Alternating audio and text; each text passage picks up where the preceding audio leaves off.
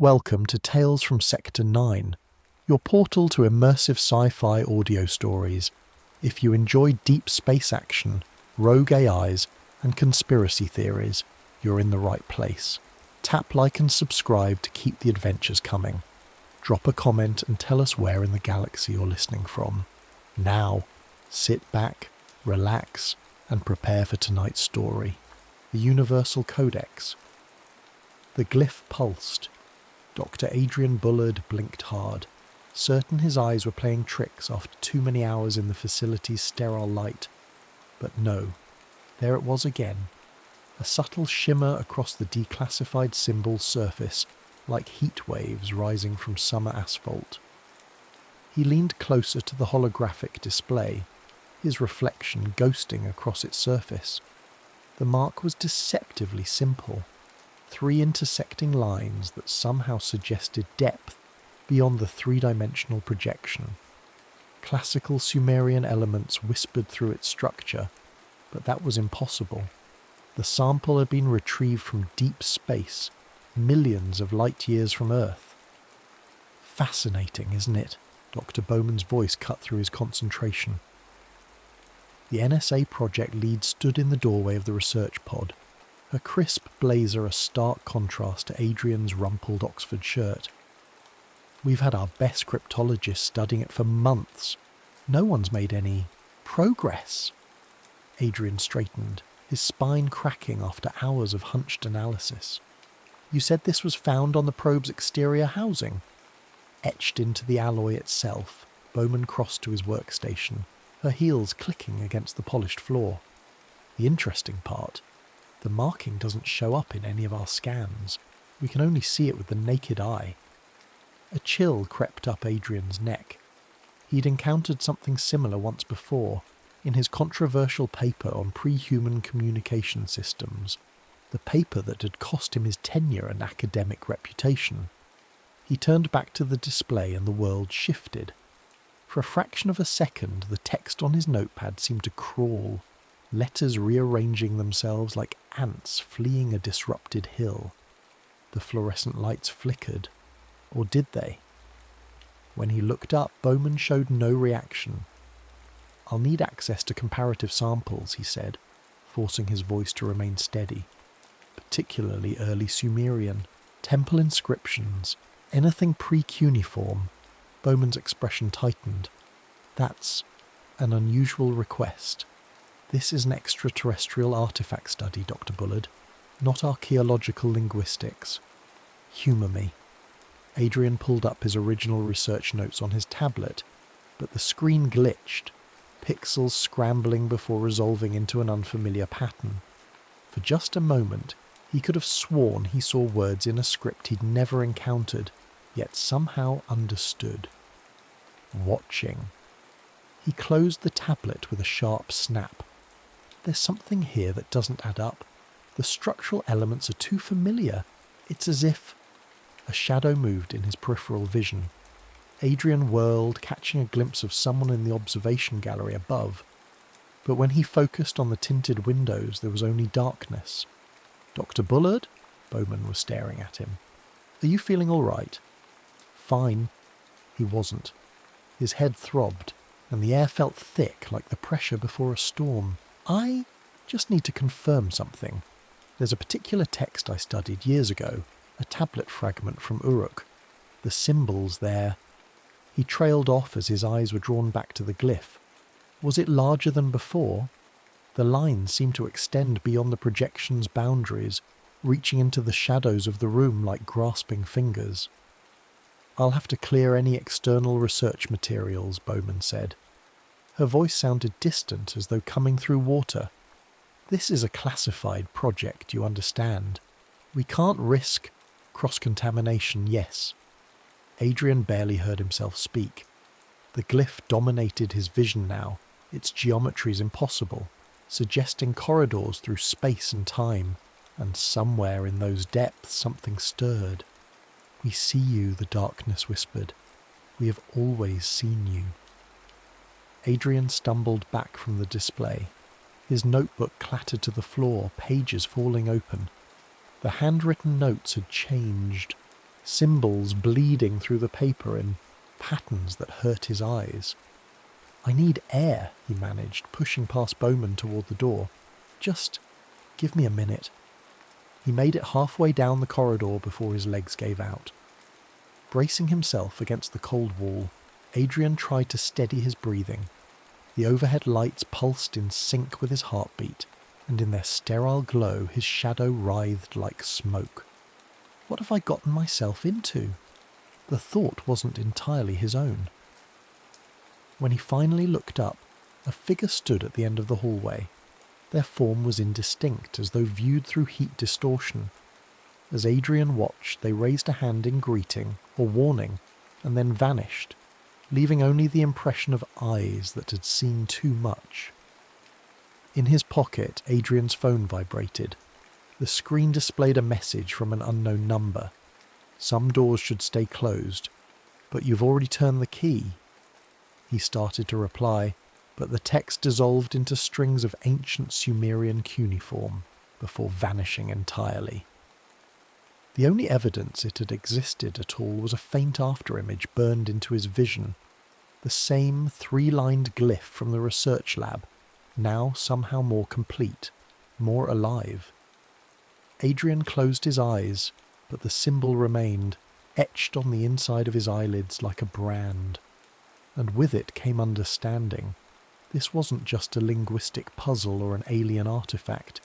It was a key, a weapon, a truth that would unravel everything he thought he knew about language, reality, and the thin membrane between what was and what could be. The corridor lights flickered once more, and in the momentary darkness Adrian heard whispers in a tongue older than time itself.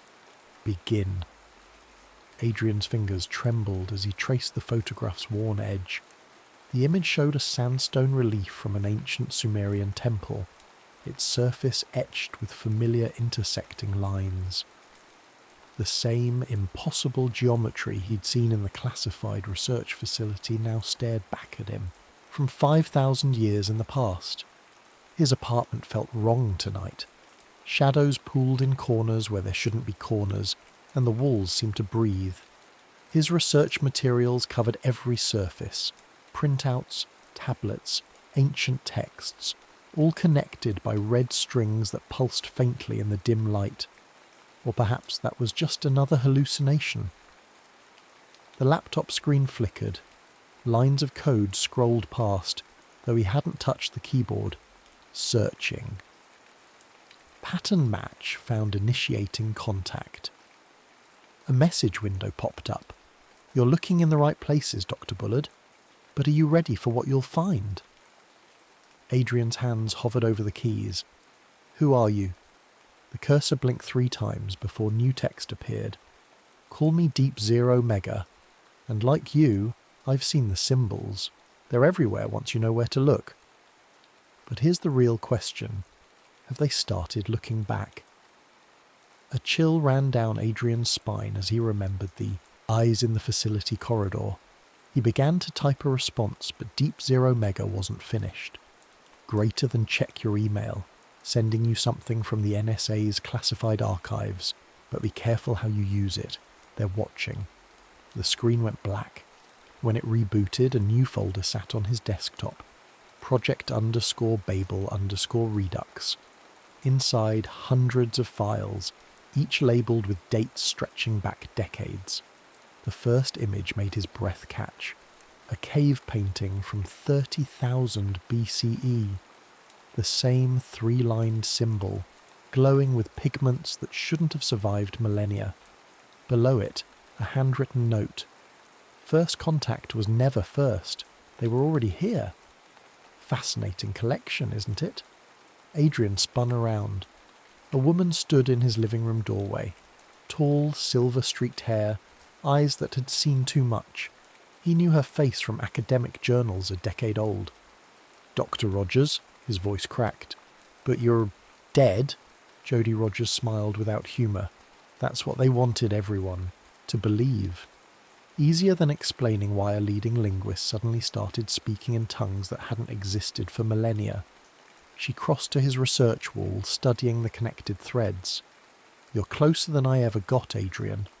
But you haven't realised the danger yet. Language isn't just a tool for communication. It's a weapon, a technology older than humanity itself. The symbol from the probe, Adrian said.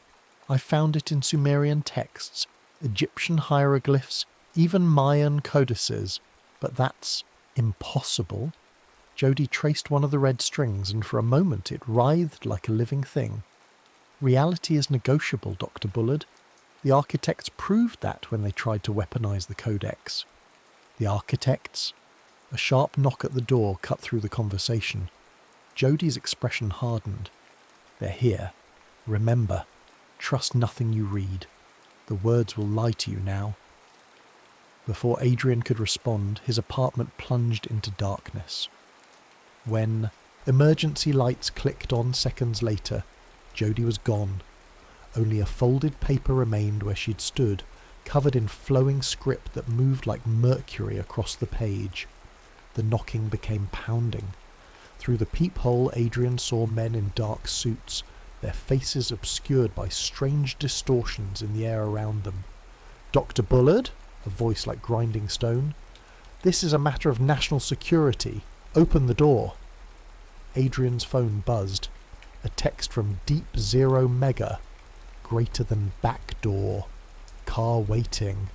Bring the laptop. They're not here to talk. The pounding intensified.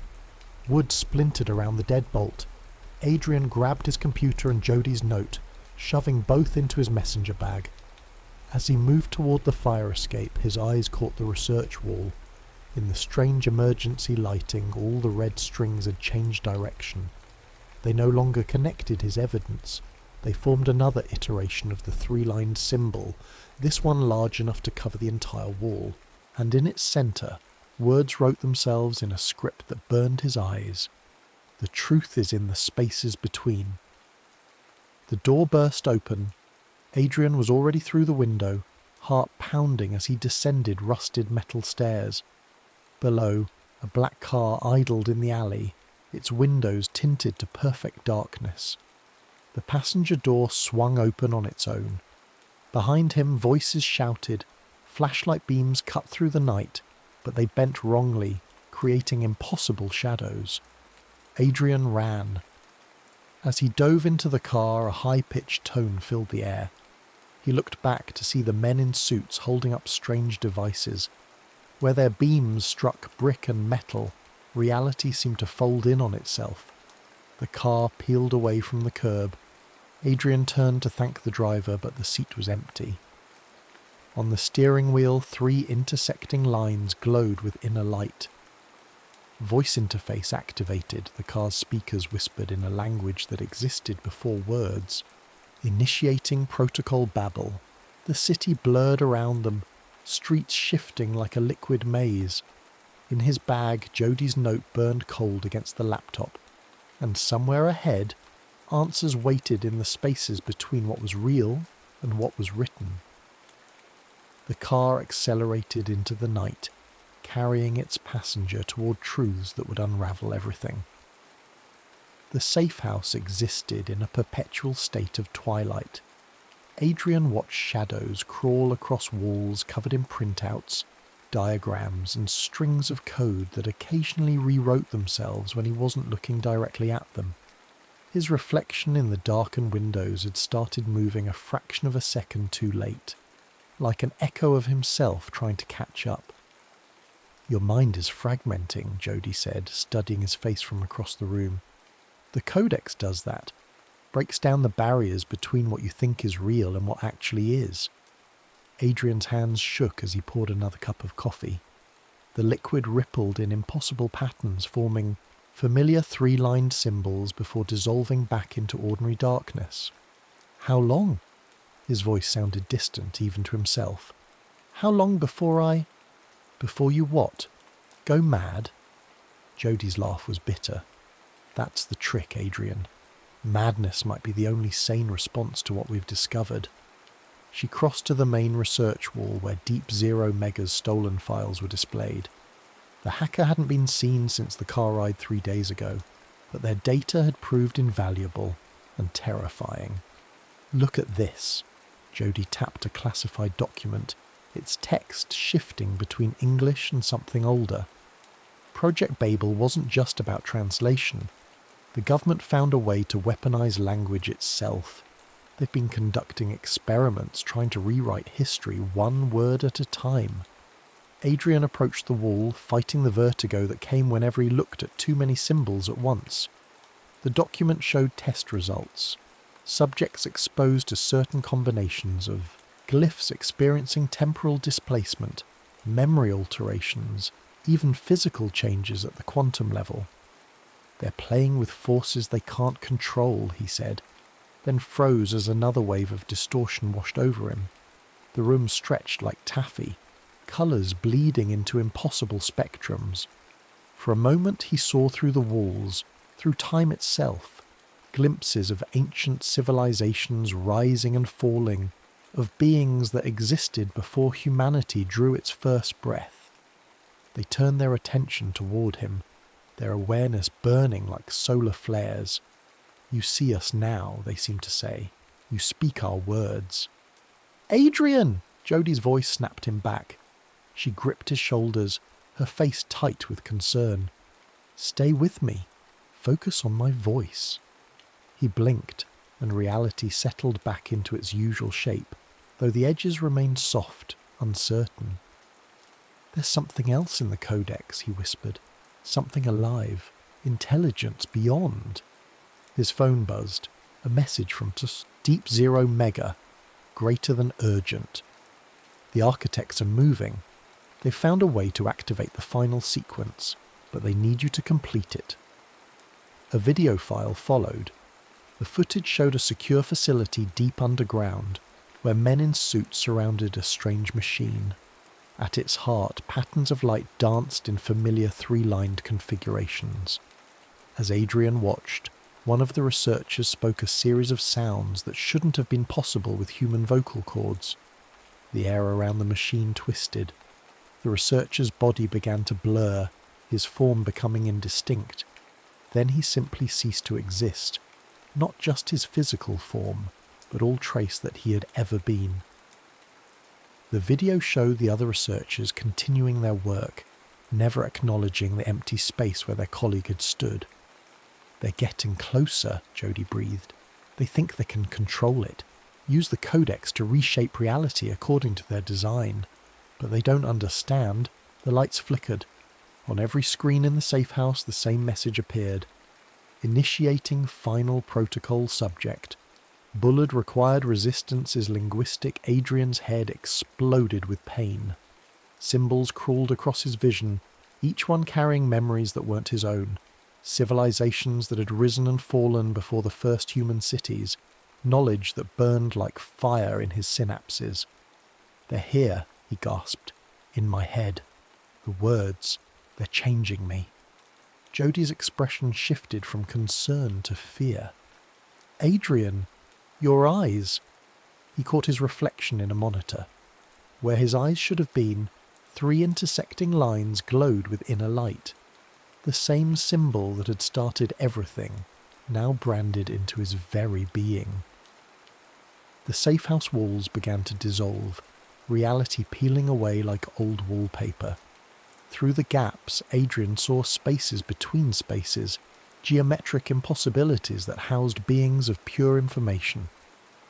"The final glyph," he said, his voice resonating with harmonics that shook dust from the ceiling. "I can see it now. It's not just a symbol, it's a key, a way to—" The floor lurched. Outside, the sky had turned the colour of static, and vehicles with government markings materialized from folded space. Men in suits emerged, their forms flickering between human shapes and something else. Jody grabbed Adrian's arm. "We need to go, now, before—" The air split open with a sound like tearing reality. Director Ford stepped through, his suit perfect, his smile wrong in ways that defied description. "Dr. Bullard," he said, in a voice that echoed from multiple throats. "Thank you for completing the sequence. We've been waiting a very long time for someone like you." Adrian's consciousness fractured. Part of him remained in the safe house, watching as reality unravelled. But another part soared through dimensions of pure meaning, where thoughts had mass and words could reshape the foundations of existence. The three-lined symbol burned in his mind, no longer a mere glyph, but a truth so fundamental it hurt to comprehend. And with that understanding came a terrible choice: speak the final word and unmake everything, or become something beyond human to prevent what was coming. Behind him, Jody screamed a warning. Before him, Ford extended a hand that wasn't entirely there, and in every direction, the universe held its breath, waiting to see what language would become. The machine hummed with frequencies that existed before sound. Adrian hung suspended in its heart, surrounded by holographic displays showing fragments of the Codex. Each symbol pulsed in sync with his transformed consciousness, the three-lined glyphs in his eyes casting strange shadows on the laboratory walls. "Beautiful, isn't it?" Director Ford's voice echoed from multiple points in space-time simultaneously. "The perfect fusion of ancient power and modern technology. And you, Dr. Bullard, you're the final component we've been waiting for." Through fractured vision, Adrian watched Ford pace the circular platform. The director's form flickered between human and something else, a shape that hurt to look at, all angles and dimensions that shouldn't exist. "You should thank Deep Zero Mega," Ford continued. "Without their help, tracking you would have been problematic." The hacker materialized from the shadows, their usual confidence replaced by something closer to fear. "I didn't have a choice, Adrian. They offered me access to everything, all the hidden knowledge, every secret ever buried." Their voice cracked. "But I didn't know what they really were." Adrian tried to speak, but the words came out in a language that made the air crystallize. The machine responded, its circuits shifting like living mercury. On the displays, the Codex fragments began to align. "Careful," Ford warned. "Every word you speak now carries power. Reality itself bends to the Codex's grammar. And once we have the final glyph from your consciousness, we can rewrite everything. Make a better world. A perfect world." "Perfect," Jodie's voice cut through the humming. She stood at the laboratory's entrance, her form seeming to glitch between multiple versions of herself. "You want to unmake free will itself, turn humanity into living punctuation marks in your revised universe." The air around Ford darkened. Dr. Rogers, still clinging to outdated concepts like freedom. Language as control. It always has been. We're simply being honest about it. Adrian watched in horror as Ford's human facade cracked further. Through the gaps he glimpsed the truth. The architects weren't human at all. They were living equations, cosmic errors that had learned to think, to want, to rewrite reality itself. The machine's hum deepened. Energy coursed through Adrian's suspended form as extraction protocols initiated. The final glyph burned in his mind. Not just a symbol, but a key that could unlock the grammar of existence itself. "Don't fight it," Ford said, his voice resonating with impossible harmonics. "Let us see what you've discovered. Show us the word that ends everything." Adrian's consciousness split. Part of him soared through dimensions of pure meaning, where thoughts had mass and symbols were alive. He saw the truth then. The Codex wasn't a weapon or a tool. It was a warning, a quarantine, a lock on a door that should never be opened. Through the pain, he glimpsed Deep Zero Mega at a control panel, their fingers flying over keys. Lines of code spiraled around them, forming familiar three-lined patterns. They caught Adrian's transformed gaze and nodded once. "Now, Jody," Deep Zero Mega shouted. The hacker slammed their hand down on the console. Reality hiccuped. The machine's harmonics shifted, its containment field fluctuating. Jody rushed forward, speaking words that predated language itself.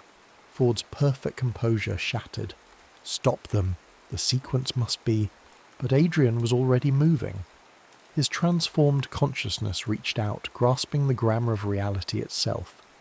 The final glyph burned in his mind, not as a symbol to be spoken, but as a truth to be unmade. "You don't understand," he said, his voice echoing with the weight of dead civilizations.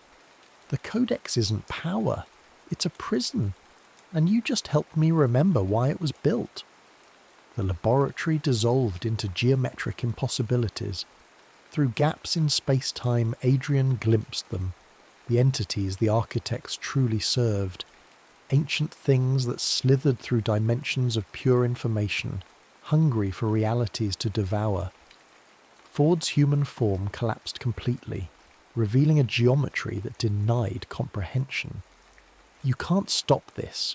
We've waited too long, prepared too carefully. The final word must be spoken." "No," Adrian said. "It must be forgotten." He reached into the machine's heart, into the spaces between symbols where truth lived. Reality bent around him as he began to speak, not the word of ending the architect sought, but something else, something older, a word of sealing, of locking away. The laboratory filled with light that cast no shadows. Ford screamed in frequencies that shattered dimensional barriers. The machine imploded, taking with it all record of Project Babel. As reality began to rewrite itself, Adrian caught a final glimpse of Deep Zero, Mega and Jody. The hacker saluted once before their form dissolved into streams of living data. Jody smiled, sad and knowing, as she faded from existence, erased not just from space, but from time itself. The universe held its breath, and in that moment between moments, Adrian spoke the final truth, not of unmaking, but of remembering why some doors must stay closed. Everything went white. Morning light filtered through autumn leaves, casting dappled shadows on Adrian's lecture notes. They danced across the page, occasionally forming three-lined patterns that made his transformed eyes ache. 6 months had passed since the incident at the laboratory, or perhaps it had never happened at all. Reality had become a fluid thing, full of quantum uncertainties and remembered futures. The university campus sprawled before him, unchanged yet fundamentally different. Students hurried between classes, their conversations a babble of languages both human and digital. None of them noticed how the architecture occasionally shifted, walls and windows realigning themselves according to grammars older than stone. Adrian's reflection in his office window watched him with glowing geometric eyes. Sometimes they saw different things, his other self glimpsing realities that had been erased, timelines that no longer existed. In one, Deep Zero Mega's computers still hummed with forbidden knowledge. In another, Jody Rogers never disappeared into the spaces between words. The architects were gone, their existence unwritten from the universe's syntax. But Adrian remembered. The Codex had changed him too fundamentally to forget. His phone buzzed. The screen displayed an impossible message. Some doors stay closed, but windows remain. Take care which ones you look through. Greater than -D. The text dissolved into strings of ancient cuneiform before vanishing entirely. Adrian smiled. Deep Zero Mega existed now only as living data, flowing through networks in patterns that mimicked the Codex's structure. Not quite human anymore, but not quite gone. He turned back to his lecture notes. Today's topic: prelinear language systems and their impact on modern communication. The irony wasn't lost on him. The students would learn about Sumerian tablets and Egyptian hieroglyphs, never knowing that symbols older than humanity still pulsed beneath reality's surface. A knock at his office door. "Professor Bullard?" A student stood in the doorway, young, eager, brilliant. For a moment Adrian saw multiple versions of her overlaid, the researcher she would become. the discoveries she would make, the doors she might open. "Come in," he said, careful to speak only in human tongues. "How can I help?" She placed a notebook on his desk, open to a page of careful drawings. "I've been studying these patterns that keep appearing in ancient texts. There's something strange about them, like they're more than just symbols." Adrian's transformed eyes reflected in the notebook's surface. The student's drawing showed 3 intersecting lines, rendered with innocent precision. "Sometimes," she continued, "when I look at them too long, I could swear they move. And last night, I had this dream in a language I've never heard, but somehow I understood." The autumn light shifted. Through his quantum-altered vision, Adrian saw possibilities branch like lightning. Here was another mind touching the edges of truths humanity wasn't meant to know. Another consciousness beginning to perceive the gaps between what was real and what was written. He had a choice. The Codex still lived in him, its power humming beneath his thoughts. He could speak a word that would make her forget, turn her curiosity away from dangerous paths. It would be safer, kinder perhaps. But he remembered Jodie's last smile, sad and knowing and free. "Tell me about this dream," he said instead.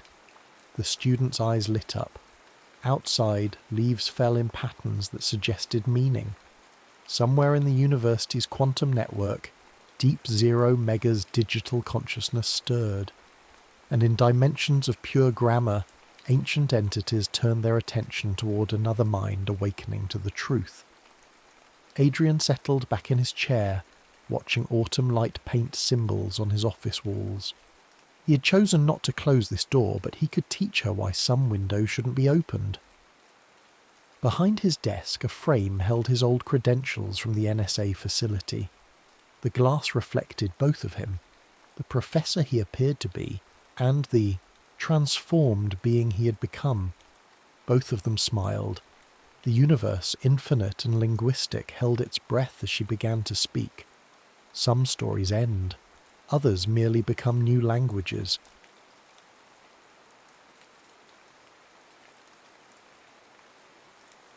Proof of failure.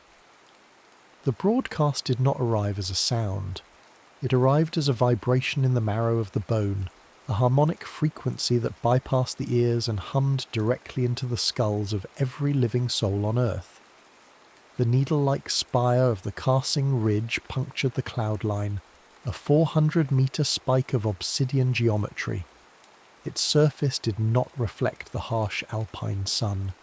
Instead, it drank the light, shifting in slow, agonizing patterns that looked like math given physical form.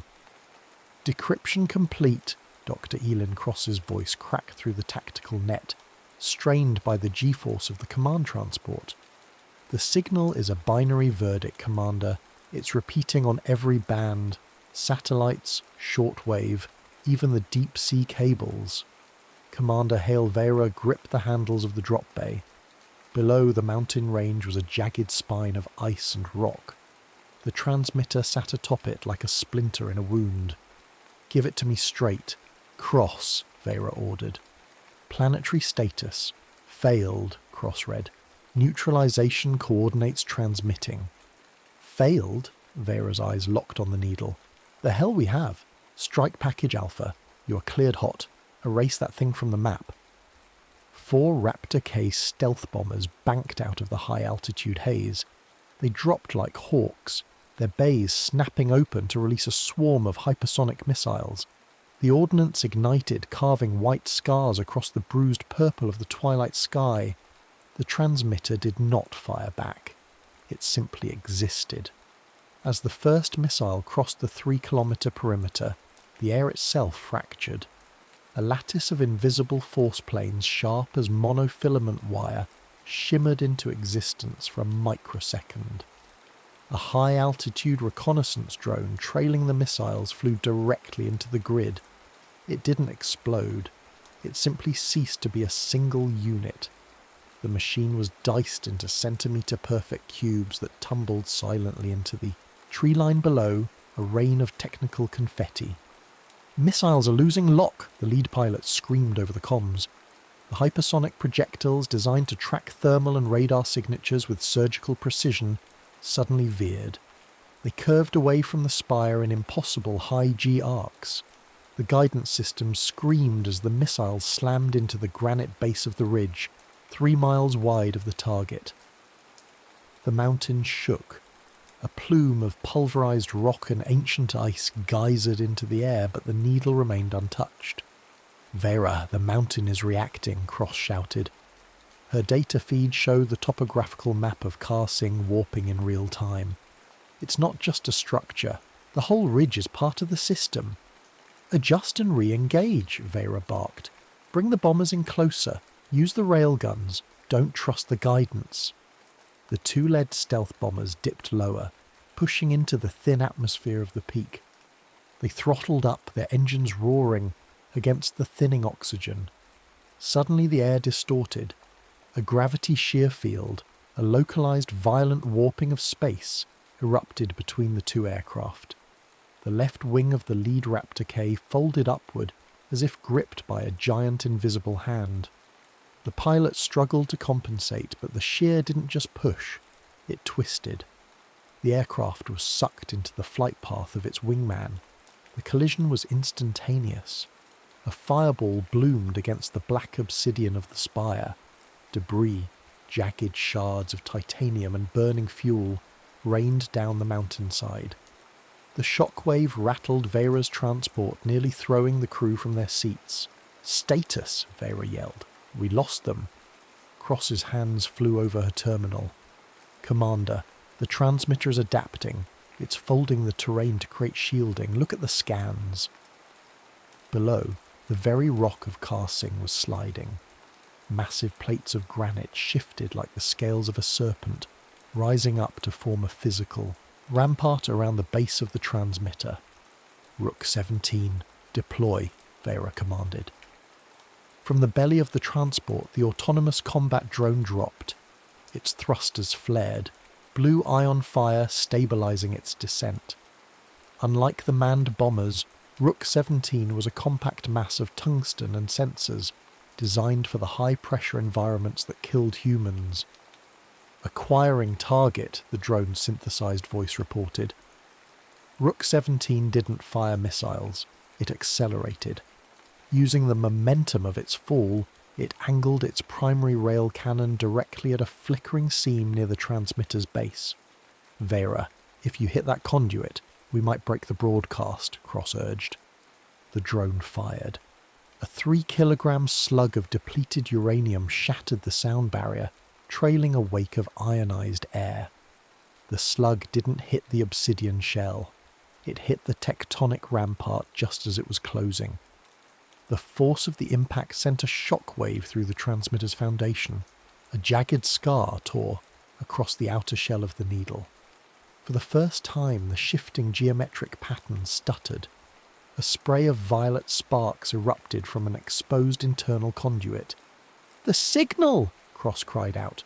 "The coordinates! They've paused! It's working!" For 3 seconds, the bone-deep vibration stopped. The world went silent. The silence was worse. Deep within the bowels of the mountain, a heavy tectonic groan echoed. The ground didn't just shake, it buckled. "Commander, get out of there!" Cross's voice rose to a frantic pitch. "Energy spike, it's not a reset, it's a redundancy!" From the centre of the scarred ridge, a secondary structure began to rise. It didn't emerge from the ground. It seemed to unfold from the air itself, a shimmering, translucent relay that mirrored the first. The vibration returned, twice as loud and 3 times as fast. The decoded fragment on Cross's screen updated. Redundancy, active. Neutralization phase, accelerated. Time, remaining, 6 o'clock. "The countdown just jumped," Vera said, her voice cold. She watched as the mountain continued to fold in on itself, the 2 needles now pulsing in synchronized rhythm. "We didn't stop it, we just made it angry." The transport pulled into a hard bank as the gravity shear fields expanded, reaching for them like invisible claws. "We can't hit it from the air anymore," Vera stated, strapping into her jump harness. "The shield is total. We're going in on foot. We find that core, or we watch the clock run out." The transport's alarm shrieked as the mountain below began to glow with a dull subterranean heat. The Chimera transport didn't land. It disintegrated. A localized gravity spike caught the ship's tail as it crossed the ridge, shearing the engine housing away like wet paper.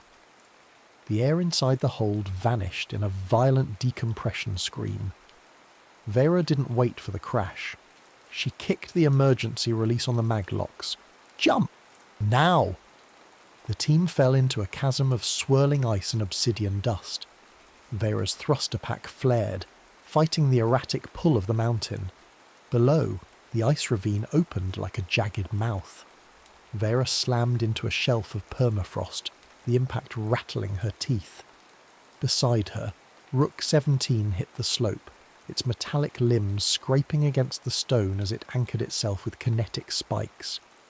Dr. Cross tumbled past, caught in a swirling eddy of snow, until Rook 17's tether snaked out and jerked her to a halt. "Report," Vera hissed, checking her rifle's charge. "Atmospheric pressure is rising," Cross gasped, her HUD flickering. "The mountain is drawing us in. The gravity spikes. They aren't defensive. They're a vacuum. It's pulling everything toward the core." "Then we stop fighting the fall," Vera said. She looked up. The sky was a narrow strip of grey, rapidly closing as the rock plates of Karsing shifted overhead. "We go down." They descended into a breach in the ridge, a vertical throat lined with the same shifting obsidian as the transmitter. The air here was thick, smelling of ozone and scorched copper. As they hit the floor of the first sublevel, the architecture groaned. The walls didn't just move, they flowed. A hallway that stretched straight for 50 meters suddenly twisted 45 degrees. The floor tilted, becoming a steep incline. "Movement detected," Rook 17 announced. Its sensor head spun 360 degrees. Geometric signatures, non-biological. From the seams of the shifting walls, the sentinels emerged. They were not drones or soldiers. They were floating polyhedrons of matte black metal, rotating around glowing central cores.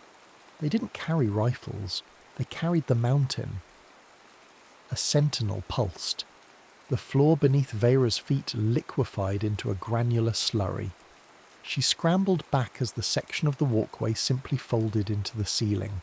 "Contact!" Vera yelled. She opened fire, the pulse rounds. From her carbine splashed against the sentinel's hull. The machine didn't dodge. It shifted its local gravity, causing the bullets to orbit its core before slinging them back toward the team. "Take cover!" Vera shoved Cross behind a protruding pillar. Rook 17 moved in a blur of mechanical efficiency.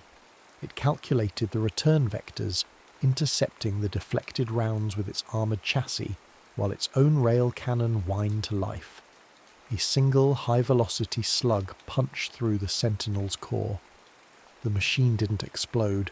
It collapsed into a dense marble-sized sphere and fell through the floor.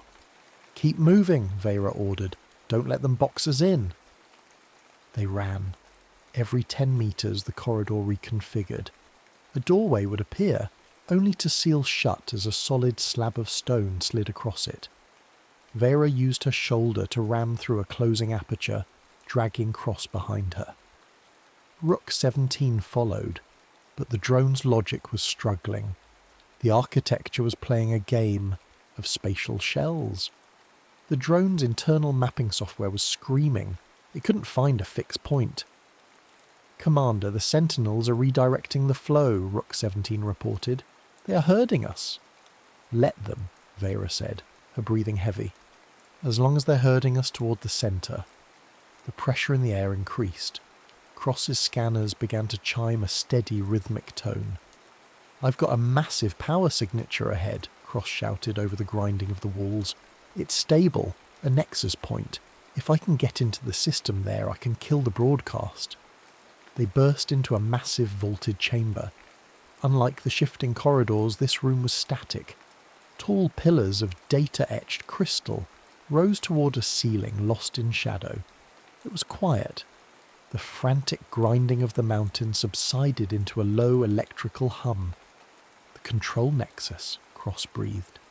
She ran toward a central dais where light pulsed in a rhythmic golden hue. Finally, I can see the logic now. It's a closed-loop system. Vera didn't lower her rifle. She scanned the perimeter. The silence felt like a trap. Hurry, Cross. The clock is still ticking. Cross's fingers danced over the interface of the alien dais. Her HUD reflected streams of light-speed data. She looked triumphant. I'm in. I'm seeing the judgment parameters. They've been recording us for centuries. Every war, every industrial spill, every species we've pushed to the brink. It's all here. It's a statistical proof of failure. Can you shut it down? Vera demanded. Cross's face went pale. The triumph vanished, replaced by a cold, hollow terror. Commander, this isn't the control nexus. Explain. It's an archive, Cross whispered. Her hand shook. It's a black box.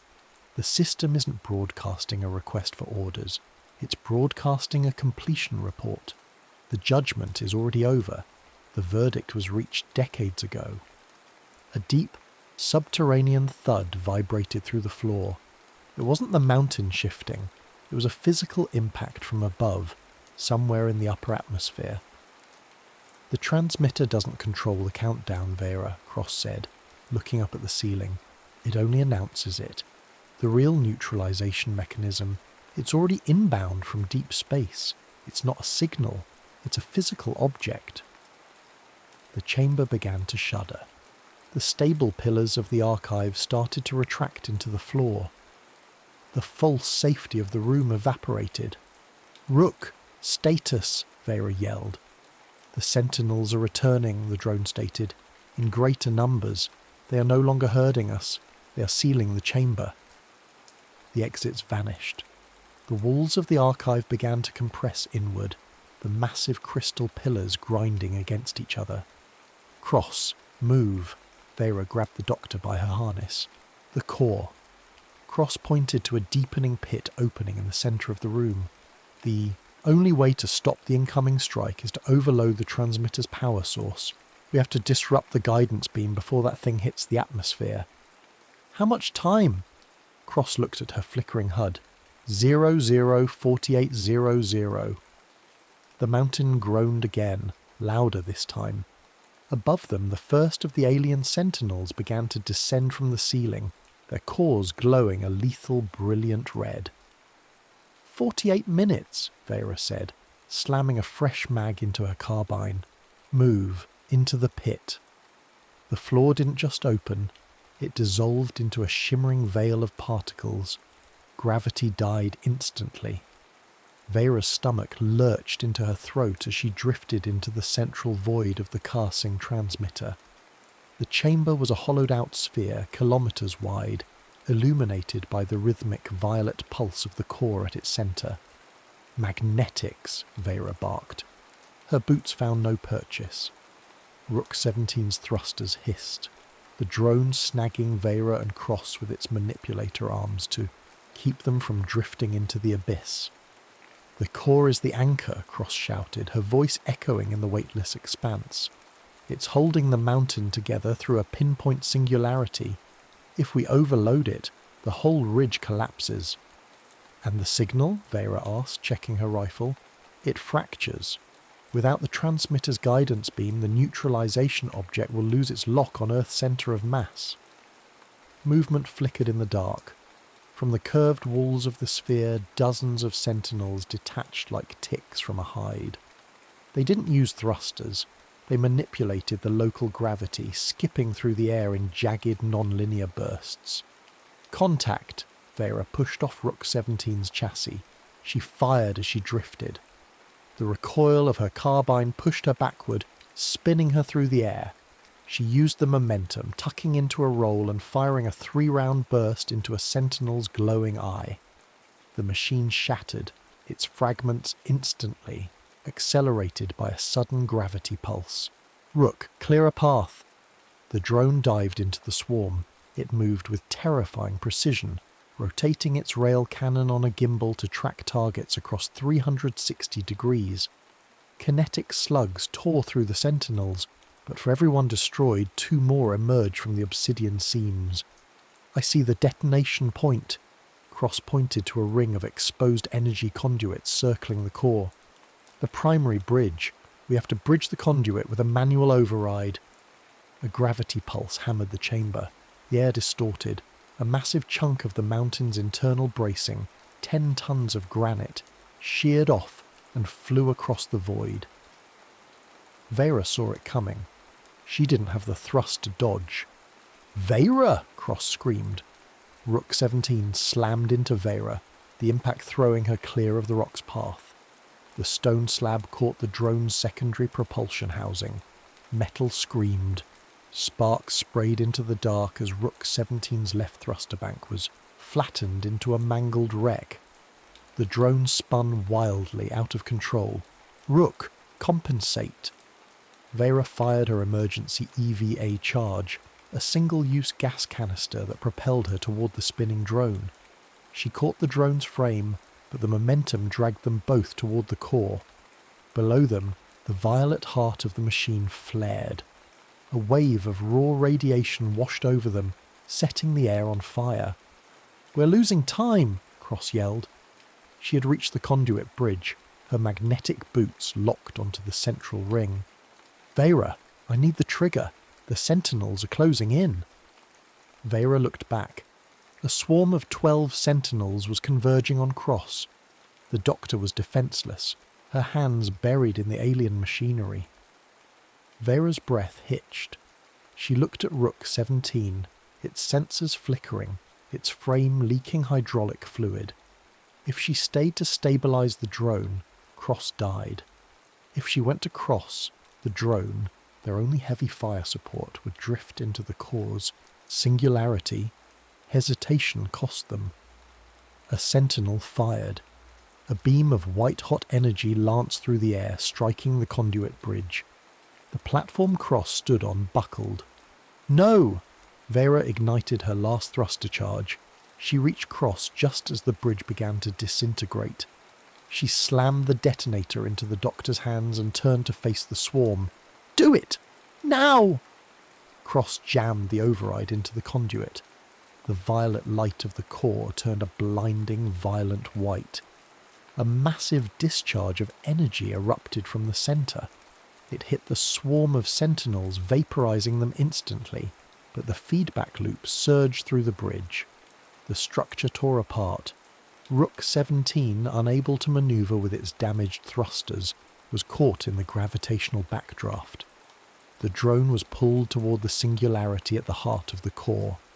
Rook, Vera reached out, but the distance was too great. The drone's optical sensor locked onto Vera one last time. "Mission continues." The drone's voice crackled and died. The drone vanished into the violet light. The singularity didn't just consume it. It crushed the machine into a point of 0 volume. The heavy fire support was gone. The path back was destroyed. The chamber began to groan with the weight of a dying god. "Vera, look at the sky." Cross pointed upward through the widening cracks in the mountain ceiling. High above, a burning red star had appeared in the atmosphere. The neutralization object. Time remaining, 0 hours, 6 minutes, 0 seconds. The core flared one last time, a scream of dying energy that shattered the remaining gravity in the room. They were trapped in the center of a collapsing mountain, with 6 minutes to live and no way out. The air was a slurry of pulverized granite and ozone. Vera's oxygen alarm chirped, a thin rhythmic needle in her ear. Her HUD was a spiderweb of cracks, the display flickering with data she no longer needed. The red star in the sky was no longer a point of light. It was a burning eye, widening as it tore through the upper ionosphere. "The singularity is feeding," Cross shouted, her voice distorted by the static of a dying comms unit. She was clinging to a jagged spar of obsidian, her knuckles white through her tactical gloves. The collapse is asymmetrical. If we don't hit the final overload, the mountain just swallows us and the beam stays locked. Where is the primary switch? Vera kicked off a floating chunk of a Sentinel's chassis. She drifted across the void, her hand reaching for a severed power cable. She caught it, the sudden tension jerking her shoulder with a sickening pop. She didn't scream. There wasn't enough air to waste on a scream. The heart of the conduit! Cross pointed toward the base of the core where the violet light had condensed into a white-hot needle. But the manual lock is damaged. The magnetic pins won't seat. A gravity pulse hammered the chamber. Vera's vision went black for a second as the sheer force of the shift tried to peel the skin from her bones. A massive slab of the ceiling, 50 tons of mountain, dropped toward them. "Move!" Vera fired her grappling line. The hook bit into a receding pillar. She yanked Cross toward her just as the slab pulverized the obsidian spar where the doctor had been crouching a second before. The impact sent a cloud of razor-sharp shards through the air. One caught Vera's thigh, slicing through the pressurized suit. She felt the cold bite of the atmosphere, followed immediately by the warm, wet pressure of her own blood. She slapped a sealant patch over the tear without looking. "Ammunition?" Vera asked, her voice a rasp. "Empty," Cross said, showing her sidearm. The pulse rounds were fried by the last discharge. Vera checked her carbine. 2 rounds. The weapon was a club now. They drifted toward the final relay. The environment was an entropic nightmare. The living architecture of the mountain was dying, its self-repair systems misfiring. Corridors outside were slamming shut, trapping the heat of the core inside the sphere. The temperature was climbing toward the melting point of steel. "Vera, look." Cross pointed to the switch. It was a heavy, industrial-grade lever, salvaged from human tech and fused into the alien conduit. It was designed to bridge the final gap in the energy flow, but the locking mechanism, the part that should have held it in place against the gravitational backdraft, was a twisted wreck of slagged metal. The lever was vibrating. It wanted to snap back. "It won't stay," Cross said, her voice hollow. "The magnetic field from the core is pushing it open. Someone has to hold it. Physically." Vera looked at the clock on her cracked HUD. 000412. If the switch isn't held when the neutralization strike hits the upper atmosphere, the guidance beam won't break, Cross explained, her eyes darting between the lever and the burning sky above. "The failure will be total. Earth dies, and we die in a hole for nothing." Another pulse. The mountain groaned, a sound of tectonic agony. The walls of the chamber were closing in, the sphere shrinking as the singularity at the centre pulled the world into itself. "Vera, your suit," Cross whispered. Vera looked down. The sealant patch on her leg was blooming red. Her oxygen was at 4%. Her left arm hung limp at her side, the shoulder dislocation making every movement a nauseating trial. They were 2 broken women in a breaking world. "Get to the extraction pod," Vera said. "What?" "Vera, the pod is 2 levels up. Without a drone, you can't—" "The pod is calibrated for a single occupant now anyway," Vera interrupted. She gripped the lever. The vibration hummed through her arm, shaking her teeth. "The mountain is folding. If you don't leave now, the path to the surface will be sealed forever. We can find another way, an improvised— There is—" "No other way, Elin!" Vera barked. She slammed her good hand against the console. "The math doesn't work. Look at the sky. That thing is coming to erase us because we're a failed species. Prove the machine wrong. Get the data out. Tell them we didn't just sit and wait for the end." Incoming fire, not from sentinels but from the mountain itself. A spray of molten copper erupted from a ruptured cooling line. Vera threw herself over the switch, the liquid metal splashing against her backplate. She hissed as the heat seared through the ceramic layers. "Go," Vera yelled. "That's an order, Doctor." Cross hesitated. her face a mask of grief and tactical logic. The logic won. She grabbed a floating debris shield, using it as a rudder to catch the next gravity wave. Vera! Oof! Cross kicked off, her silhouette disappearing into the swirling dust and shadow of the upper shafts. Vera was alone. She wrapped her arm around the lever and pulled. The resistance was immense. It felt like trying to hold back the tide with a toothpick. The violet light of the core began to bleed into the white of a star. 00:02:45. Her HUD flickered and died. The darkness of the chamber was total, lit only by the terminal glow of the impending explosion. Her breath was a series of wet, shallow hitches. The mountain screamed one last time. Above her, the ceiling didn't just crack, it vanished. The entire top of the Karsing Ridge was being peeled away by the gravitational wake of the incoming neutralization object. Vera looked up into the cold vacuum of space. The burning red star was huge now, a moon-sized hammer coming down on an anvil of stone. She gripped the lever with both hands, her boots braced against the melting console. "Status," she whispered to the empty air. "Inconclusive." The sky was no longer a void. It was a throat of fire. The neutralization object hit the upper atmosphere, a spear of alien geometry 10 miles wide. The shockwave stripped the remaining peaks of the Karvos Ridge, turning glaciers into instant steam. Below, in the bleeding heart of the mountain, Vera's boots melted into the deck plates. The lever kicked like a living thing. Vera, the conduit from the first strike. Cross's voice was a jagged ghost in the comms, broadcasting from the rising extraction pod. The Scar Rook left in the outer shell. It's an exhaust port now. If you trigger the overload, the energy won't just explode. It will jet. "I can't. Lock it!" Vera's voice was a wet rattle. Her right arm was a map of agony. The magnetic backdraft from the core was pulling the lever toward the safe position. If she let go for a millisecond, the circuit broke. The guidance beam would stay true. Earth would be erased. A shadow drifted into her peripheral vision. It was the mangled wreckage of Rook 17. The drone wasn't dead. Its primary processor was dark, but its emergency kinetic subroutines were twitching. The gravity of the singularity had dragged its 300-pound tungsten chassis back toward the core. "Rook," Vera wheezed. "Target. The lever." The drone's single remaining thruster sputtered. It didn't have enough power to fly, but it had enough to fall.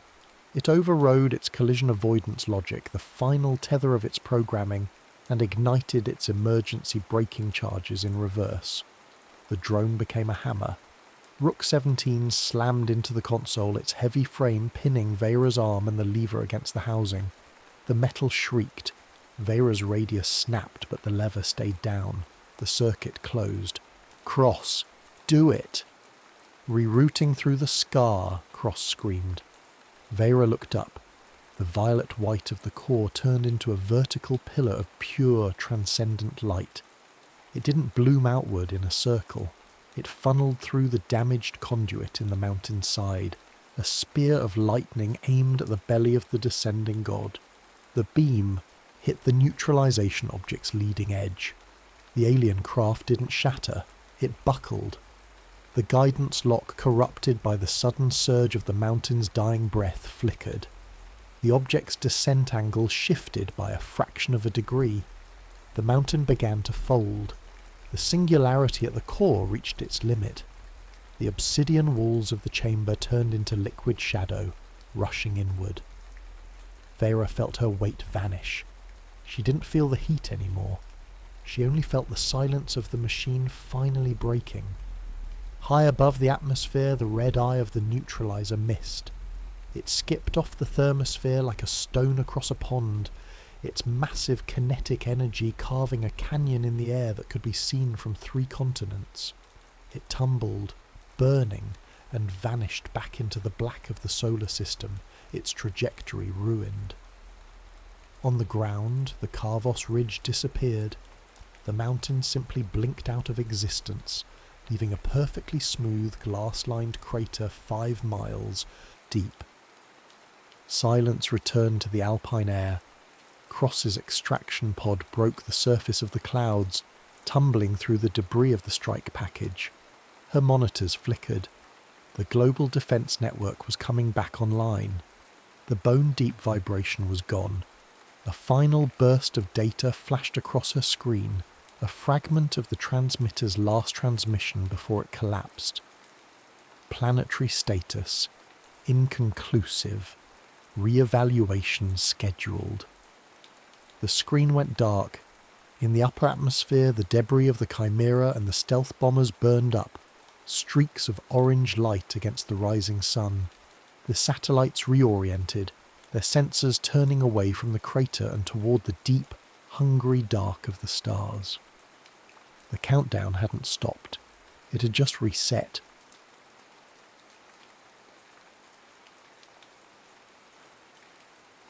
The wrong timeline. The circular aperture of the gate irised open, vomiting the squad into a world already halfway to hell. Orin Vale hit the cracked concrete of the transit station in a low crouch, rifle transitioned to his shoulder. Dust hung in thick, suffocating sheets, illuminated by the dying orange glow of a shattered skylight. He didn't wait for the air to clear.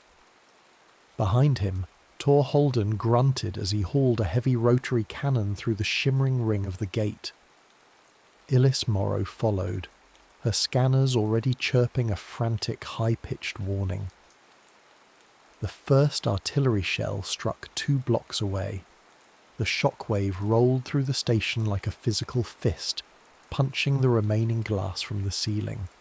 Shards rained down, pinging off Vale's combat hardsuit. Deep rhythmic sirens began to wail, low-frequency moans in a language that lacked the sharp vowels of their home timeline's tongue. "Clear the aperture!" Vale shouted over the roar of collapsing masonry. The gate began to hum, the pitch rising to a discordant scream. It was supposed to hold for 15 seconds. At 5, the light flickered. "It's failing!" Morrow yelled, diving forward. The gate snapped shut behind her with a sound like a thunderclap, the spatial fold collapsing into a vacuum that pulled a gust of grit inward. The aperture vanished, leaving nothing but a scarred circle on the transit station wall. They were in. They were trapped. "Check positions," Vale ordered, his voice tight. Morrow status on the return window. "Gate timing fault," Morrow said, her fingers dancing over a wrist-mounted haptic interface. "It shut 5 seconds early. The anchor is dead. We're offline." "Contact!" Holden roared. At the far end of the concourse, a mechanized infantry unit breached the primary transit doors. They weren't the militia forces the briefing had promised. These soldiers wore angular, asymmetrical plates that seemed to absorb the dim light. They moved, with a predatory, synchronized glide. Morrow launched a recon drone. It banked into the air, its optics slave to the squad's HUDs. 2 seconds into its flight, a blue negative flash erupted from a shoulder-mounted emitter on the lead enemy unit. The drone didn't just fall, it atomized, leaving a scorched afterimage burned into Vale's retinas. "They've got active tracking," Vale signalled a tactical split. "Holden, suppress. Morrow, find us a way up." The enemy opened fire. They didn't use kinetic slugs or standard plasma.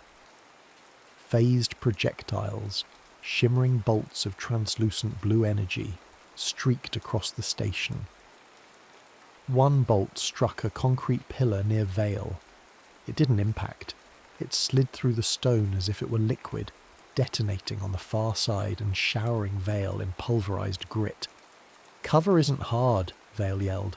"Keep moving." Holden planted his feet, the servos in his legs whining as they locked into the floor. The rotary cannon spun up, a predatory growl that proceeded, a stream of tungsten-jacketed rounds. The heavy fire chewed into the leading enemy rank, sparks flying as the angular armour held against the initial barrage. "Move! Up the stairs!" Vale directed. The squad scrambled toward a collapsed transit platform. A second volley of phased rounds curved mid-air, correcting for their movement. One bolt sheared through a metal handrail inches from Tor Halden's thigh. The heat alone blistered the paint on his suit. "They're leading our biosigns!" Morrow shouted. She threw a thermal masking canister. Grey-black smoke billowed, thick with metallic particulates.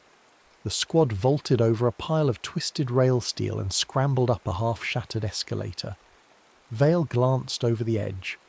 Below, the enemy moved through the smoke without hesitation. They weren't guessing, they were tracking. Tor dropped the ceiling. Halden didn't ask questions. He pivoted, aimed at the structural supports of the overhead signage and the weakened concrete of the mezzanine. The rotary cannon screamed. The supports buckled. A 10-ton slab of reinforced transit steel groaned and tore free, slamming down onto the concourse and cutting off the enemy's direct line of pursuit. The squad reached the upper observation deck. Vale didn't stop. He kicked through a glass partition and led them into a maintenance corridor. "Morrow, I need a fix," Vale said, his breath coming in jagged bursts. "Where the hell are we?" "Coordinates match," Morrow muttered, her eyes glowing behind her visor as she tapped into the local mesh. "Street grid is identical. This is the target city." "Then why are we in a war zone?" Halden asked, slapping a fresh drum into his cannon. Morrow stopped. She pointed toward a fallen local unit slumped against a maintenance locker. The soldier wore a uniform that matched the angular infantry below, but his chest had been hollowed out by a high-yield kinetic round. Vale knelt, his gauntlet stripping a battlefield relay node from the dead soldier's harness. He slammed the node into Morrow's data port. "Accessing," Morrow said. Her HUD flickered rapidly. "It's a live core, encrypted, but..." "Wait." The station groaned as another artillery shell struck the exterior. Dust sifted down from the vents. "It's the right city," Morrow whispered, her voice trembling. "But the data stamps are wrong. This isn't our future. It's a different now." A different war, Vale realized. The relay node suddenly pulsed red. A high decibel alarm chirped from Morrow's wrist. "Vale, the node just flagged us," Morrow said, her hands moving frantically to cut the connection. "It didn't recognize our signatures. It's reporting us as temporal contaminants." "What does that mean for the local systems?" Vale asked. Outside, the low-frequency siren shifted. The pitch became sharper, more aggressive. The sound of heavy rotors and the hum of high-altitude thrusters began to vibrate through the floor. "It means the city just designated us. A Priority 1 anomaly," Morrow said. "The automated defense grid is reassigning all local assets. Tanks, drones, interceptors, they're all turning toward this station." Vale checked his rifle's charge.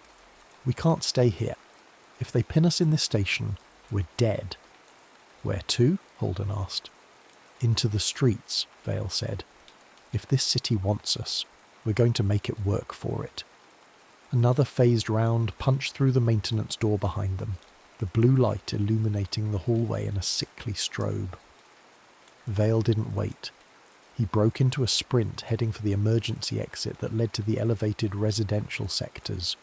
The war was no longer happening around them, it was coming for them. The emergency door hissed open, and the squad spilled onto a high-altitude skyway. The residential sector was a vertical labyrinth of interconnected spires and hanging gardens. A kilometre below, the city floor was a river of fire and moving armour. Above, the sky was choked with soot-stained clouds and the silhouettes of hunter-killer swarms. "Movement left," Halden barked, his rotary cannon tracking a row of sleek, hovering civilian transports. A phased round sheared through the skyway's glass railing, turning the reinforced polymer into a spray of jagged, translucent needles. Vale dove for the cover of a structural pylon. The enemy followed them out, not the heavy mechanized units from the station, but a specialized pursuit team. They wore lighter, vacuum-sealed kits, and moved with a terrifying, uncanny fluidity.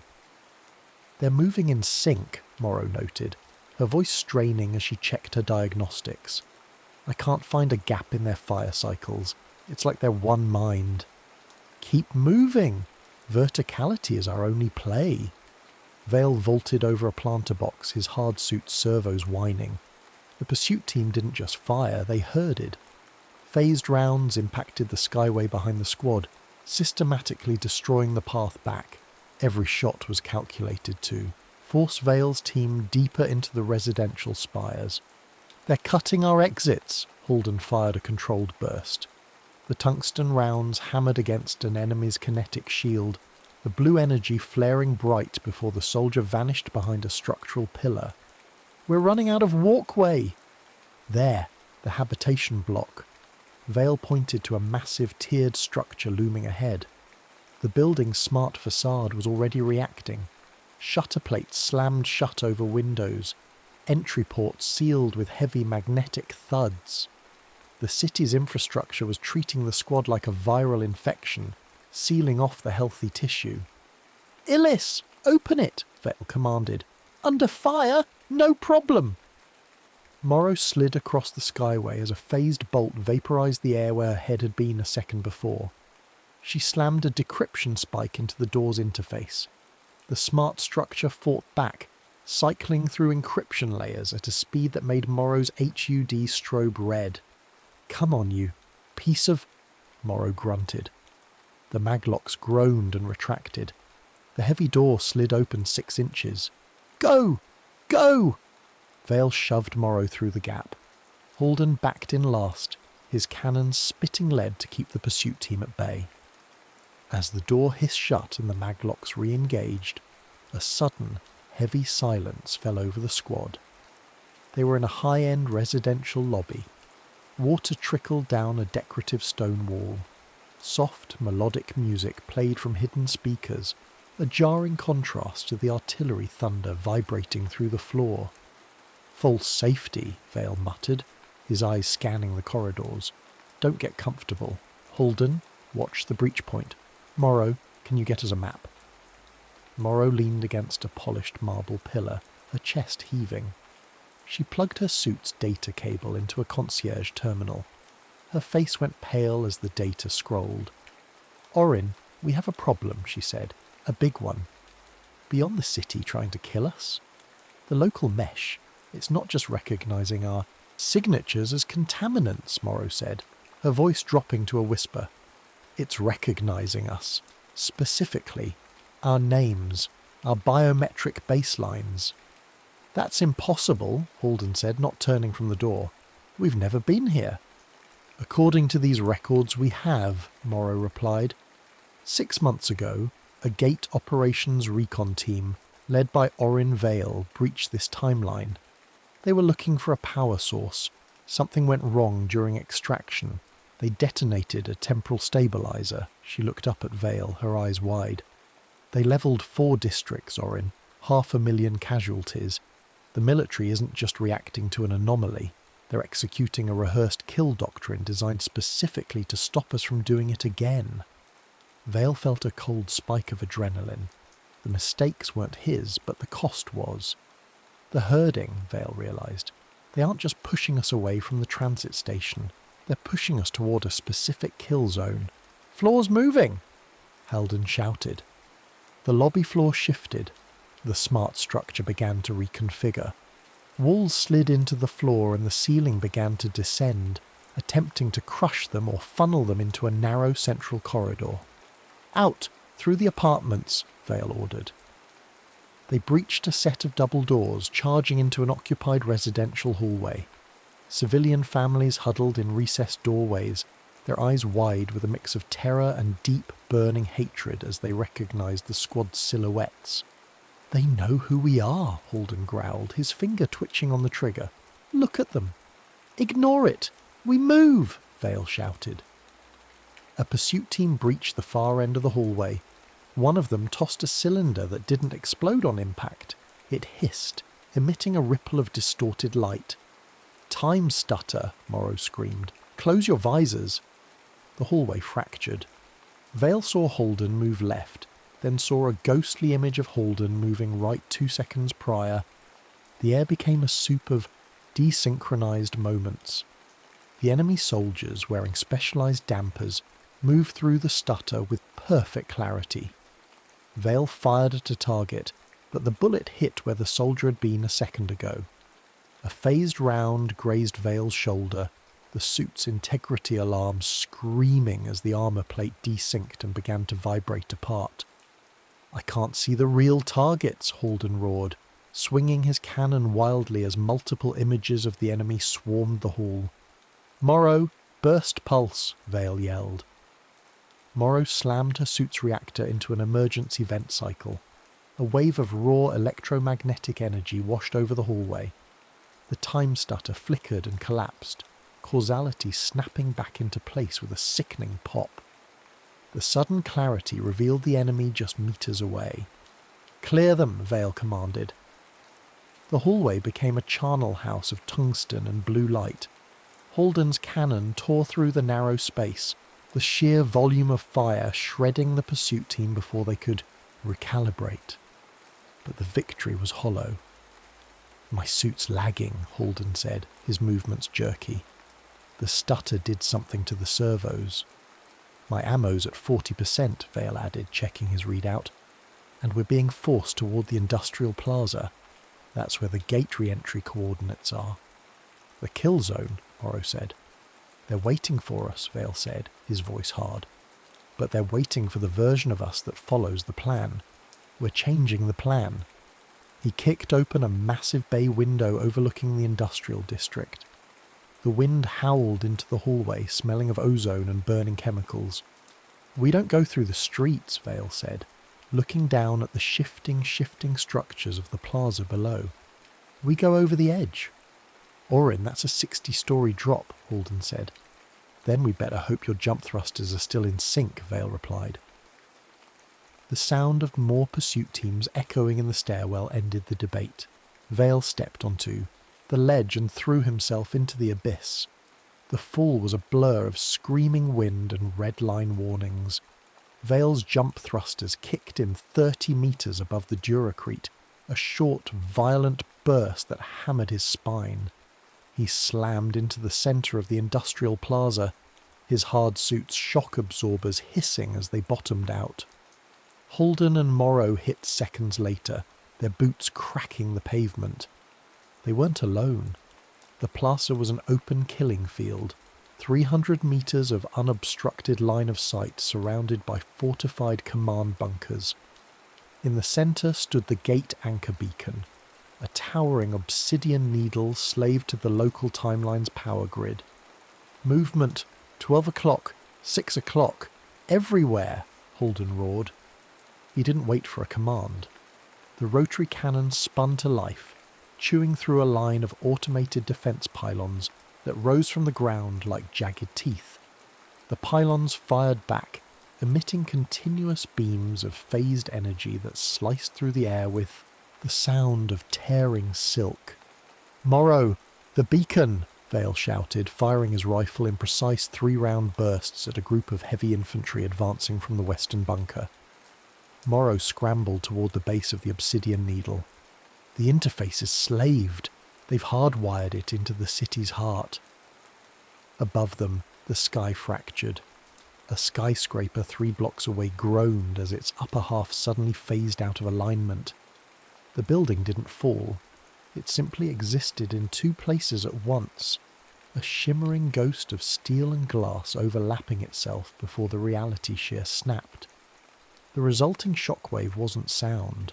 It was a ripple of pure kinetic force that tossed Vale 5 metres across the plaza. "Reality's losing its grip," Morrow yelled. She slammed a bypass module into the beacon's base. The temporal contamination is accelerating the collapse. A heavy unit breached the southern perimeter.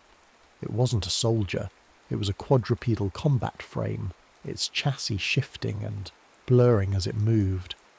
It walked through a gravity pocket that left a crater in the concrete, its gait unaffected by the warping physics.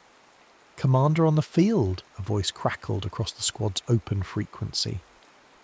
The voice was cold, filtered through layers of signal processing, but the cadence was familiar.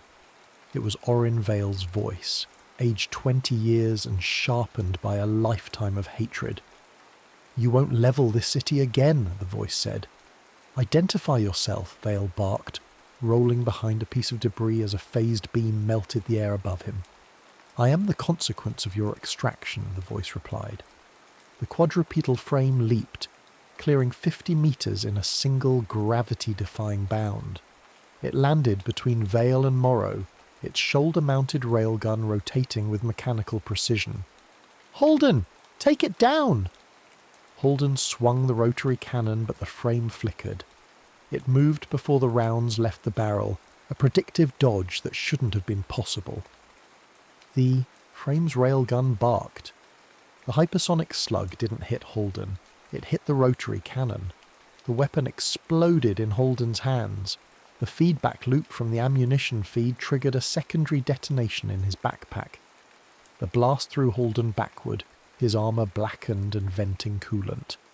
The rotary cannon, their only heavy suppression tool, was a heap of twisted slag. "Tor!" Morrow screamed. "Stay on the beacon," Vale ordered, his heart hammering against his ribs. He charged the frame, sliding beneath its front legs and slapping a thermal charge onto its underbelly. The frame reacted instantly, its rear leg kicking Vale in the chest. The impact shattered Vale's HUD and cracked 3 ribs, sending him sliding across the slick, shimmering concrete. The thermal charge detonated. The frame didn't collapse. It staggered, one leg dragging as the armour melted, but it stayed upright. Its head unit swiveled toward Morrow. "Illis, now!" Vale gasped, struggling to find his feet. "Synchronizing." Morrow's fingers were a blur. "I've got a window. 3 seconds. She slammed her suit's reactor output into the beacon. The obsidian needle ignited with a blinding white light. A hole tore open in the air, a circular aperture showing the clean, sterile light of their home timeline's gate room. "Go! Go!" Morrow yelled.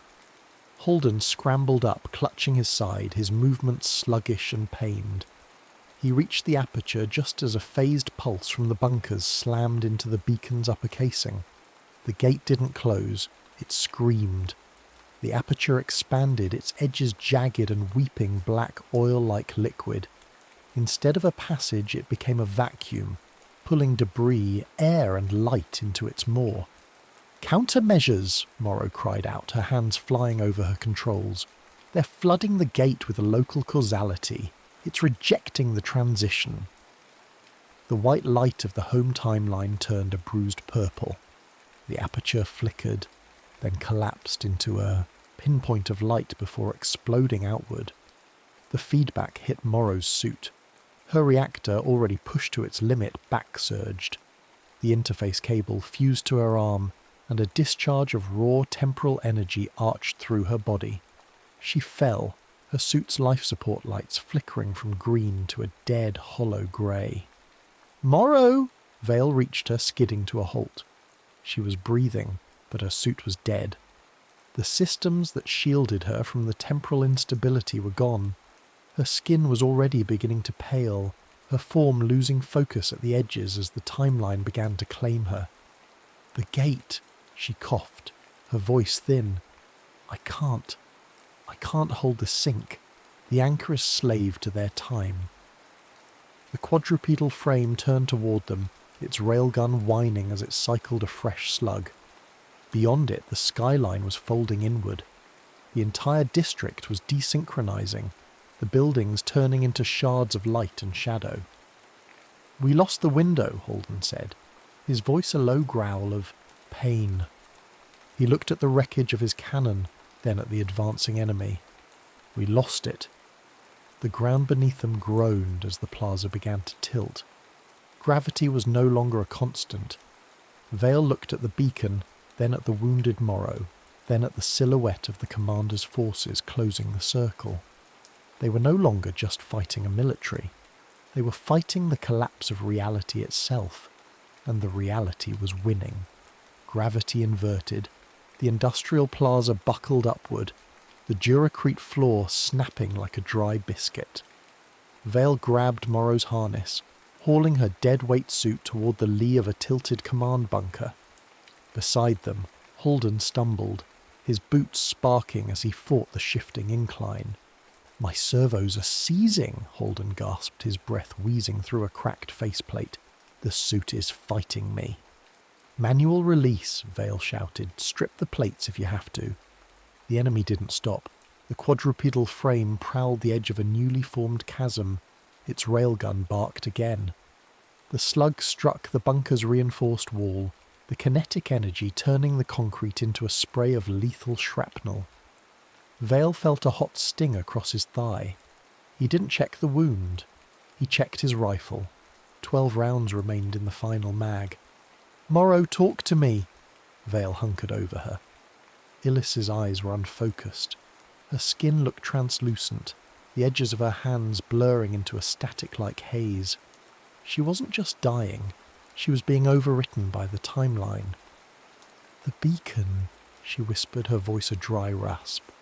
"It's drawing from the city's primary reactor. If we can't desync it, we're just fuel for the shear. How do we break it?" "We don't," she coughed, a fleck of blood hitting her visor. "We overload it, force a hard reset of local reality, but the manual override is at the terminal, 50 meters, open ground." Vale looked out. The 50 meters was a nightmare of shifting geometry. Slabs of pavement floated in mid-air, phased. Beams from the surrounding bunkers crisscrossed the zone in a lethal grid. The quadrupedal frame was crouched, waiting for them to bolt. "Holden," Vale signalled. "I need a screen." Holden looked at his empty, blackened hands.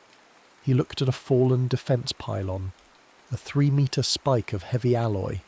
He grunted, his suit's remaining hydraulics screaming as he wrenched the spike from the ground. "I'll give you 3 seconds," Holden said. "Make it 4. Holden roared, charging out from behind the bunker. He didn't fire. He used the alloy spike as a physical shield, catching the first railgun slug on the thick metal. The impact nearly tore his arm from the socket, but he kept moving, his boots churning through the fracturing concrete. Vale moved. He slung Morrow over his shoulder, her suit's dead weight nearly toppling him. He ran. A phased beam sheared through his shoulder plate. The pain was a white-hot needle, but Vale didn't slow. He leapt a 2-metre gap where the ground had simply ceased to exist, landing on a floating slab that tilted under his weight. The commander's frame pivoted. It ignored Holden and tracked Vale. "Orin!" Holden yelled. Holden threw the alloy spike. It wasn't a killing blow, but it struck the frame's railgun mount just as it fired. The slug went wide, punching a hole through a distant skyscraper. Vale hit the base of the beacon. He dropped Morrow by the terminal. His rifle clicked empty as he suppressed a squad of infantry rushing from the shadows. He threw the weapon aside and drew his combat blade, a vibrating edge of monomolecular steel. "Morrow, do it." "I can't see the keys," she muttered. Her fingers were passing through the console. "I'm desyncing, Orin." Vale grabbed her hands. He forced them onto the interface, using his own physical presence to anchor her. He could feel the cold of the void through her gloves. "Type," he commanded. The sky turned the colour of a fresh bruise. The ground beneath the beacon began to liquefy, turning into a swirling vortex of black sand. "Almost," Morrow gasped. A shadow fell over them. The quadrupedal frame landed at the base of the beacon. The pilot's hatch hissed open. A man stepped out, older, scarred, wearing a hard suit that looked like a jagged mirror. He held a phased blade that hummed with the sound of a dying world. It was the commander. "You're out of time," the commander said. "We never had any," Vale replied, his blade held low. Behind them, Holden was down, pinned under a fallen pylon, his suit venting a cloud of white coolant. They were out of ammo, out of allies, and the world was falling into the sun. The commander moved before Vale did. The mirrored blade hummed, a blue arc of phased light that sliced through the obsidian beacon's casing. Vale parried with his monomolecular edge. The impact sent a vibration through his arm that felt like a series of small, rapid bone breaks. "You're a ghost, Orin," the commander snarled, his voice a double tone of current and future selves. "I've killed you a dozen times in my head." "Then you're used to losing," Vale spat. He didn't try to outfight the man. He leaned into the instability. As the ground tilted 60 degrees, Vale kicked off a floating slab of pavement, using the shifting gravity to launch a horizontal strike. The commander caught Vale's wrist, his grip like a hydraulic vice. "Elis! The window!" Vale screamed. "It won't be clean!" Morrow shouted. She slammed her palm into the final override. "I'm not opening a gate! I'm tearing a hole!" The beacon groaned. The obsidian surface shattered, revealing a core of raw white energy that pulsed in rhythm with the dying city's heart. Above them, the aperture didn't iris open. It ripped. A jagged wound in space-time appeared, flickering between the burning plaza and the sterile white of their home timeline. The suction was immediate. Loose rubble, metal shards, and air were inhaled into the void. "Holden! Now!" Vale kicked the commander's knee, the armor plates grinding as the commander fought to stay anchored. Holden, still pinned under the pylon, gripped the metal spike. He didn't try to crawl out. He jammed the spike into a nearby structural vent, using it as a lever. "Get to the hole," Holden roared. "I'm holding the anchor." "Tor, move!" Vale struggled against the commander's grip. "Can't move. Legs are gone." Holden fired his suit's emergency flares, the magnesium white blinding the infantry closing in on him. "Go, before the shear snaps." The commander lunged for Morrow. He knew she was the anchor. Vale intercepted him mid-air, tackling the older man into the centre of the temporal vortex. They tumbled across the liquid concrete floor. The commander's predictive armour flickered. It couldn't calculate the movements of two versions of the same man in a collapsing reality. Vale hammered his helmet into the commander's faceplate, shattering the mirrored glass. Behind them, the gate. Tyr began to turn inside out. "Orin! Now!" Morrow jumped. She caught the edge of the tear, her form stretching like pulled taffy before she vanished into the white. Vale rolled, his fingers clawing at the disintegrating ground. The commander grabbed his ankle, his eyes, Vale's own eyes, aged and filled with a cold, desperate fury, staring back. "If I stay, you stay," the commander screamed. Vale didn't kick. He reached for the commander's wrist-mounted controls and slammed the manual purge. The commander's jump thrusters ignited in a confused, erratic burst. The thrust didn't push him away. It launched him upward, directly into the jagged edge of the temporal shear. The commander didn't scream. He simply ceased to be in one piece. His silhouette bifurcated as half of him was dragged into the home timeline, and the other half was scattered across the dead city.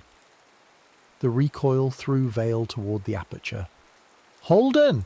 Vale reached out as he drifted toward the white light. Tor. Halden sat amidst the ruins, his hand still clamped on the pylon lever, a wall of enemy infantry mere meters away. He offered a single bloody thumb up as the building behind him folded into a two-dimensional plane. Vale hit the event horizon. The transition was a sensory blackout.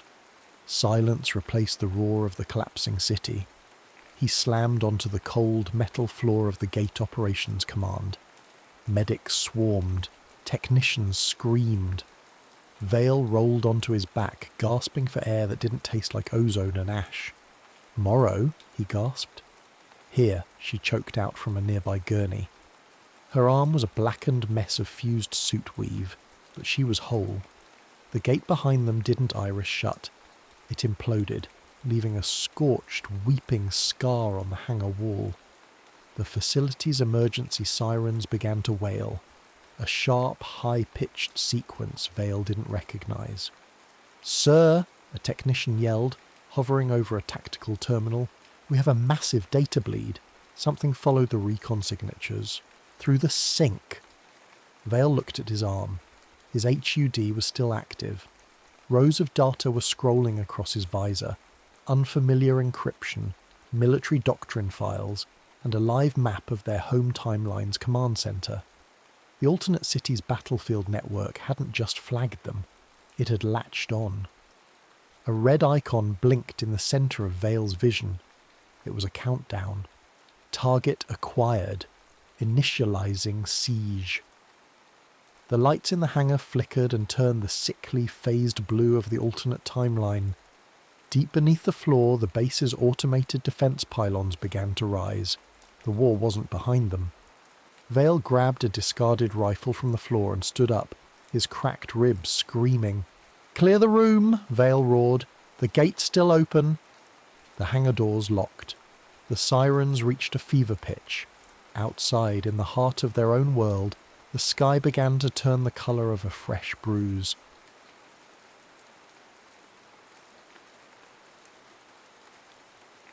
Legacy of the Starcaller. Orion 4 drifted, a sapphire marble veined with jade continents, nestled within the outer Vale Nebula's shimmering folds. It was a designated tertiary agri-world, a bureaucratic label that belied its fierce, quiet independence and the secret it guarded. For most of its million inhabitants, life unfolded under the soft, diffused light filtering through the nebula's gases. Cycles of planting genetically tailored lumen wheat, harvesting crystalline energy shards from the planet's shallow mantle, and raising families in settlements carved into mountainsides or nestled in sprawling delta plains. It was deliberately unremarkable, engineered for obscurity. For Revan Solis, Orion 4 was the only home he'd known since the orbital transport accident claimed his xenolinguist parents when he was 6. Now 17, tall and lean with eyes the colour of the nebula's deeper voids and perpetually ink-stained fingers, he lived in the tiered city of Ethelberg, perched on the edge of the Great Mesa. His official designation was Simulation Technician Apprentice, a title as mundane as the world itself. But the simulations Revan excelled at were anything but mundane. Housed deep beneath Ethelberg, in shielded chambers humming with power conduits drawing geothermal energy, lay the Oracle Array. It wasn't merely a collection of advanced VR pods, it was a nexus, a distributed remote warfare system of staggering complexity. Revan, along with a handful of other prodigies identified in childhood, spent hours jacked into the array, piloting sleek phantom starfighters through hyper-realistic combat scenarios. They were the Aegis program, Orion 4's hidden shield. Their targets, autonomous probes, pirate sorties, and exploratory vessels belonging to expansionist powers probing the Vale's edges, threats deemed minor by the distant, preoccupied core worlds, but existential to the isolated colonies. The pilots believed they were honing reflexes in ultra-fidelity games, competing for rankings on digital leaderboards. They were, in truth, Orion 4's unwitting first and only line of defence, their actions sanitised, their targets anonymised, their victories logged as system glitches or navigational hazards by unsuspecting aggressors. Revan was the undisputed ace. His intuition in the sim was preternatural. He flew the Wraith-class interceptor, a design allegedly based on salvaged alien tech, with an artistry that baffled his instructors and fellow pilots.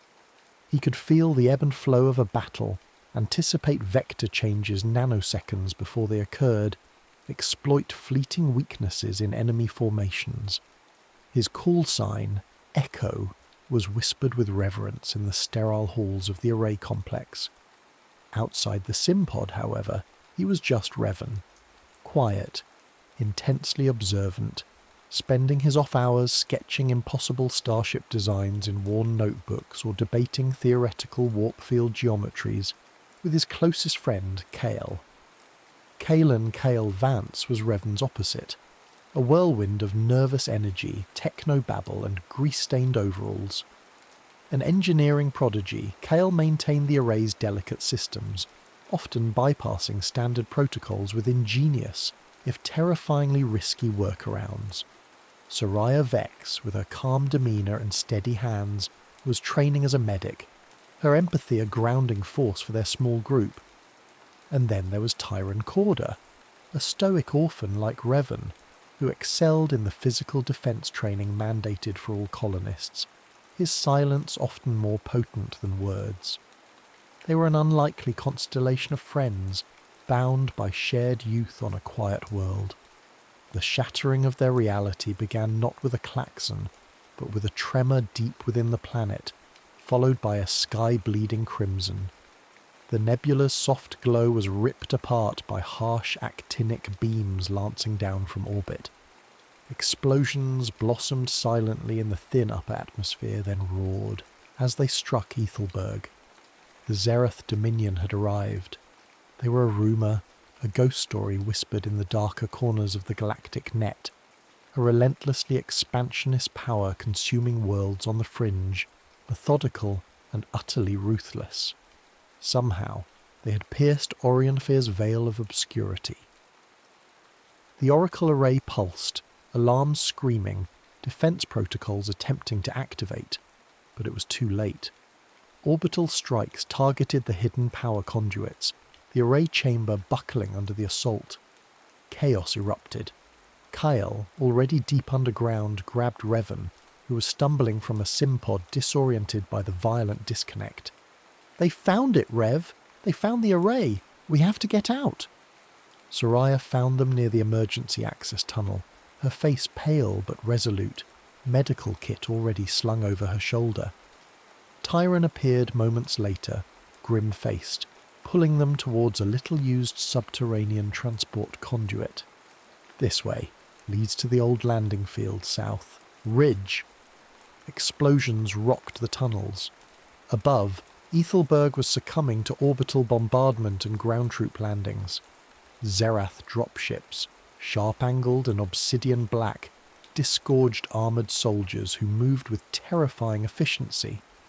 The Planetary Defence Force, equipped for little more than policing actions, was being systematically annihilated. The Aegis program, designed for remote skirmishes, was useless against a full-scale invasion. They burst onto the surface into acrid smoke and the shriek of tearing metal. The old landing field was deserted except for one structure, a colossal, derelict ship half buried in the red dust, resembling a forgotten monument more than a vessel. It was ancient, its hull scarred and pitted, its design unlike anything known in current databases, vast, angular, yet possessing a strange organic grace. Locals called it the Stargale, a relic from a mythical past, dismissed as inert salvage. "Kale, can you—" Revan began, already working on it. Kyle was sprinting towards a maintenance panel near the immense landing gear, tools flying from his kit. Sparks showered as he bypassed centuries of disuse. A low hum vibrated through the ground. Lights flickered deep within the Stargale's viewport slits. A Zerath skimmer screamed overhead, plasma bolts stitching the ground near them. Tyron shoved them towards the opening boarding ramp, which was lowering with agonizing slowness. He raised a salvaged pulse rifle, laying down surprisingly accurate covering fire. Soraya pulled a wounded Revan, grazed by debris aboard. Kyle scrambled up last, hitting a sequence on the external panel before leaping onto the ramp as it retracted. With a groan that echoed through its ancient frame, the Stargale lifted. Dust billowed, engines whining with a sound unlike any modern drive system. It ascended slowly, clumsily, a leviathan waking from an eon's slumber. Below, Orion 4 burned. Zerath fighters swarmed towards them. Inside the cavernous, dimly lit bridge, strange consoles flickered to life around them. Kale wrestled with unfamiliar controls. Power is minimal, systems are archaic, but the core drive is... Wow! Revan strapped himself into the pilot's seat. It felt right. Alien, yet intimately familiar, like the Wraith simulator but infinitely more real. His hands moved instinctively, coaxing the colossal ship into a lumbering evasion as plasma fire sizzled past the main viewport. "We need to jump," Soraya yelled, pointing at a tactical display showing converging Zirath cruisers. "Working on it. This nav computer is different," Kyle muttered, tracing glowing lines on a crystalline interface. Suddenly the central console flared, projecting a three-dimensional hologram into the bridge's centre. It wasn't a standard star chart.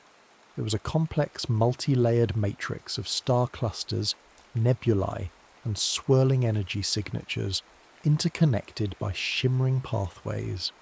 At its core, a designation pulsed, softly. Federation Archives, Sector Starcaller Prime. Below them, Orion 4 was being silenced. Above, the Zirath closed in. Ahead, the holographic map pulsed, a silent invitation to a forgotten past, a desperate gamble for a future. Revan gripped the controls, the Stargale responding sluggishly but surely. Their home was lost. Their secret was out. All they had was this ancient vessel and a map to a legend. The legend of the Starcallers, humanity's supposed ancestors, lost to time and myth. It was their only hope. The jump was jarring, less a seamless transition through hyperspace, and more like being violently shoved through crumpled reality. The Stargale shuddered, groaning like stressed metal, before settling into the eerie calm of FTL travel. The swirling vortex outside the main viewport stabilized into streaks of distorted starlight. On the bridge, the young crew exchanged wide-eyed glances, the adrenaline of escape slowly giving way to the crushing weight of their situation. Orion 4 was gone, consumed by the Zerath Dominion.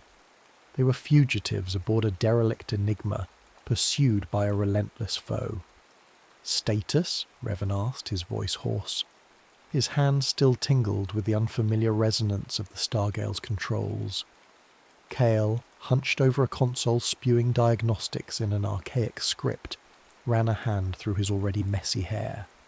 Core drive stable, surprisingly efficient for its age. Hull integrity, mostly holding. Life support functional, barely. Weapon systems, offline. Defensive systems, minimal energy shielding seems damaged or depleted.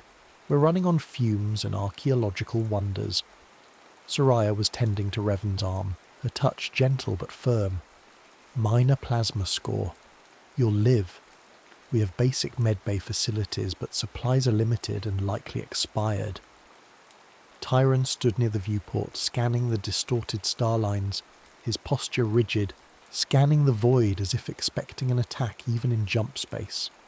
Their initial trajectory, plotted hastily by Kale from the Starcaller map's periphery, aimed for a region marked as Refugee Corridor Sigma, a supposedly neutral zone dotted with independent stations and asteroid mining colonies.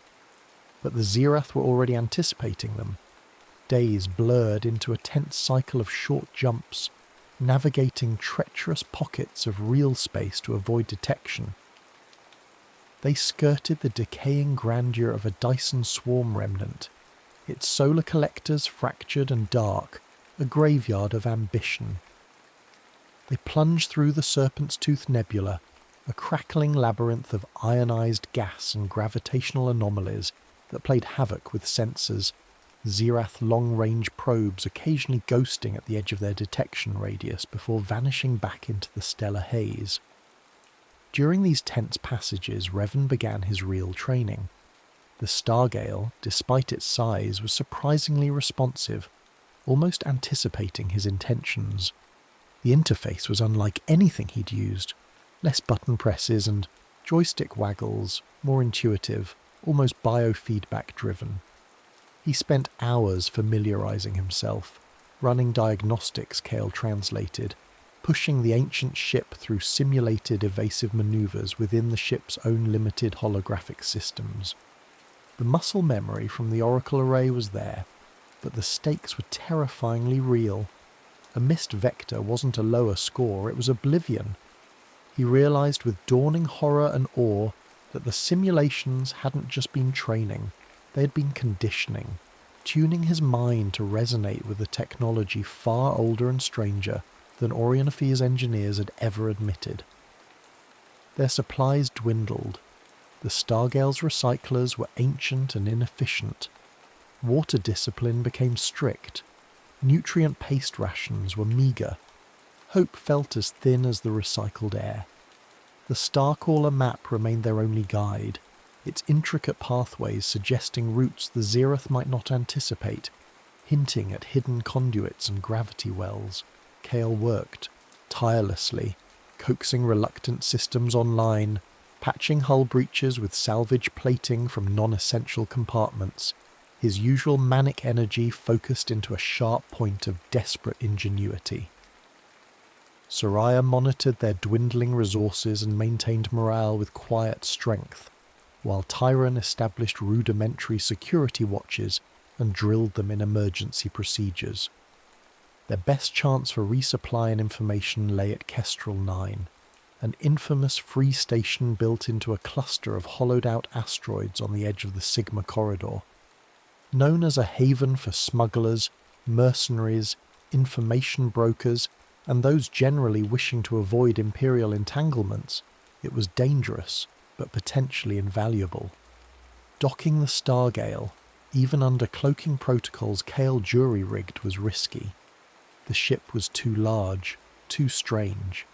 They opted to take a small, barely functional shuttle, salvaged from the Stargale's cavernous hangar bay. Kestrel 9 was a sensory overload, a chaotic symphony of clanging metal, overlapping languages, holographic advertisements flickering in a dozen scripts, the smell of ozone, exotic spices, and unwashed bodies. Docking clamps groaned, ships of every conceivable design jostled for space, and the station's inhabitants eyed newcomers with suspicion.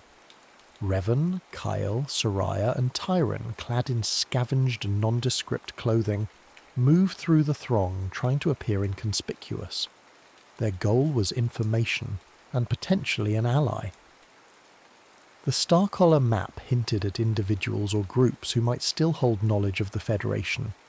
Kale slicing into Kestrel 9's local network, a risky move shielded by layers of decoys, pointed them towards a notorious figure, Dren O'Connor. The name resonated with Revan. O'Connor was a footnote in obscure military histories, a highly decorated pilot from the Old Republic days, supposedly linked to early Starcaller research projects before a spectacular fall from grace involving accusations of treason and dereliction of duty. He'd vanished decades ago. Finding him here felt like grasping at myths. They found him in a dingy corner of a bar called The Void, nursing a glass of amber liquid that smelled vaguely corrosive. He looked older than his file suggested, his face a roadmap of cynicism and regret, but his eyes still held a sharp, assessing glint. He didn't look surprised to see them. "Let me guess," O'Connor rasped, not looking up. Young hopefuls, running from something big, stumbled across something old, looking for answers the galaxy doesn't want found. Am I warm? Revan stepped forward. "We found a ship. The Stargale. It has a map." O'Connor choked on his drink, his eyes snapping up, suddenly alert. The Stargale? Impossible. It was a legend, a ghost story. He studied Revan intently. "Who are you, kid?" "Revan Solis. My friends Kale, Soraya, Tyron. Our home, Orion 4, was destroyed by the Zeroth Dominion. They're hunting us."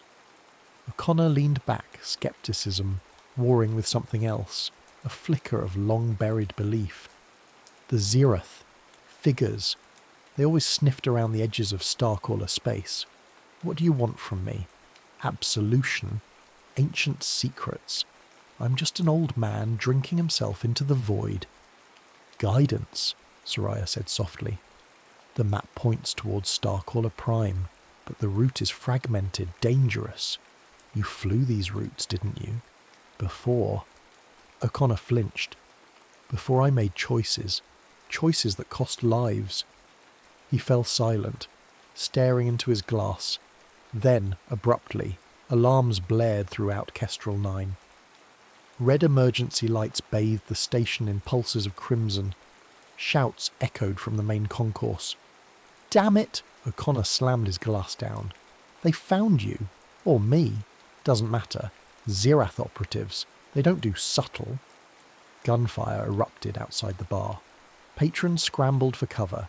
O'Connor kicked back his chair, pulling a heavy, well-worn blaster pistol from beneath his coat.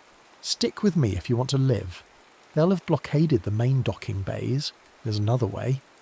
He led them through a maze of service corridors and ventilation shafts, moving with surprising agility. Zirath soldiers, clad in sleek black armour, appeared at intersections, plasma bolts searing the air. Tyron moved like a shadow, providing cover fire, his movements economical and deadly. Kyle used his Omni tool to overload door mechanisms, creating diversions. Soraya dragged a wounded bystander into relative safety before rejoining them. Revan, caught in his first real firefight, felt a strange calm descend, his mind processing angles and threats almost like the simulator, but the smell of ozone and fear was nauseatingly real. They reached a secondary hangar, smaller and filled with dilapidated courier ships. O'Connor hotwired an old beat-up freighter. "This junk heap won't outrun them for long, but it'll get us off this rock." As they blasted off from Kestrel 9, explosions rocked the station behind them. Zirath. Cruisers were already moving into position, establishing a blockade. Their escape was frantic, a desperate weave through station debris and panicked civilian traffic. O'Connor piloted with a grim familiarity, pushing the freighter to its absolute limit. "They know about the Stargale now," O'Connor said, his eyes fixed on the swirling hyperspace transition. "And they know we're heading into Starcaller territory. The real chase has just begun." He glanced at Revan, a grudging respect in his eyes. "You kids didn't just stumble onto a ship. You woke up history, and history bites back." The escape from Kestrel 9 left them shaken but resolute.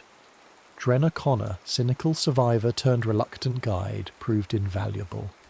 His knowledge of forgotten hyperspace routes, smuggler caches, and the political intricacies of the galactic fringe kept them one step ahead of the relentless Zerath pursuit, which had intensified now that their quarry was confirmed to possess Starcaller artifacts. O'Connor piloted the battered freighter with seasoned skill, but it was clear the vessel was no match for Zerath military hardware in a straight fight.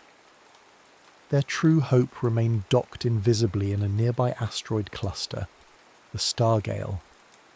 After a tense rendezvous, they transferred back to the ancient ship, abandoning the freighter as a decoy rigged to self-destruct after a short, misleading hyperspace jump. Back within the Stargale's strange, resonant interior, a new urgency settled upon them. O'Connor, despite his initial reluctance, seemed galvanized by the ship itself, walking its vast corridors with a mixture of awe and apprehension. "I heard stories," O'Connor murmured, running a hand over a cool, seamless bulkhead. Fleet Command whispered about Pathfinder ships during the Outer Rim conflicts, vessels that didn't just travel through space but conversed with it, ships that could anticipate, adapt. They were deemed unstable, unpredictable. Most were lost or decommissioned. I thought the Stargale was just another space myth. Kale, meanwhile, was practically vibrating with excitement, delving deeper into the Stargale systems with O'Connor occasionally peering over his shoulder, offering cryptic advice based on half-remembered technical briefings from decades past. "The power conduits," Kyle exclaimed, pointing at a complex holographic schematic he'd managed to coax from a secondary console. "They're not just carrying energy, they're resonating. It's like the entire ship is a tuning fork, Dren. And look at this, shielded compartments, deep within the engineering section. power signatures unlike anything I've ever seen. Following the schematics led them to a series of heavily shielded chambers deep within the Stargale's heart. Access required navigating security protocols that seemed almost biological in their complexity, responding to specific energy frequencies and, strangely, to Revan's proximity. It was as if the ship recognised something in him, an echo of the pilots it was built for. Inside, they found not dusty relics, but technology that seemed simultaneously ancient and light years ahead of current science. The first chamber housed rows upon rows of dormant fist-sized drones, shaped like multifaceted crystals. Kale scanned one gingerly. Incredible energy signatures, miniature cold fusion cores, and networked.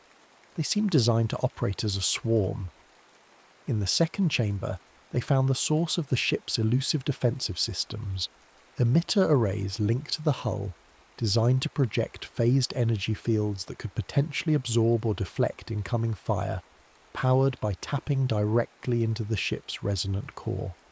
It was damaged, components misaligned, energy capacitors depleted. "This is Starcaller tech," O'Connor breathed, his usual cynicism replaced by reverence. Defensive screens that phase shift, drone swarms controlled by direct neural interface. This is beyond anything the Republic ever managed to reverse engineer. The challenge was activating and controlling it.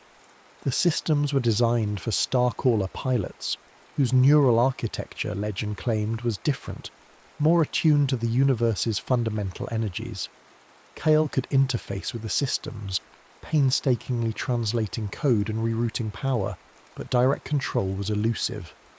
Until Revan approached the primary drone control node. The console flickered, strange symbols swirling across its surface before resolving into a complex three-dimensional tactical display.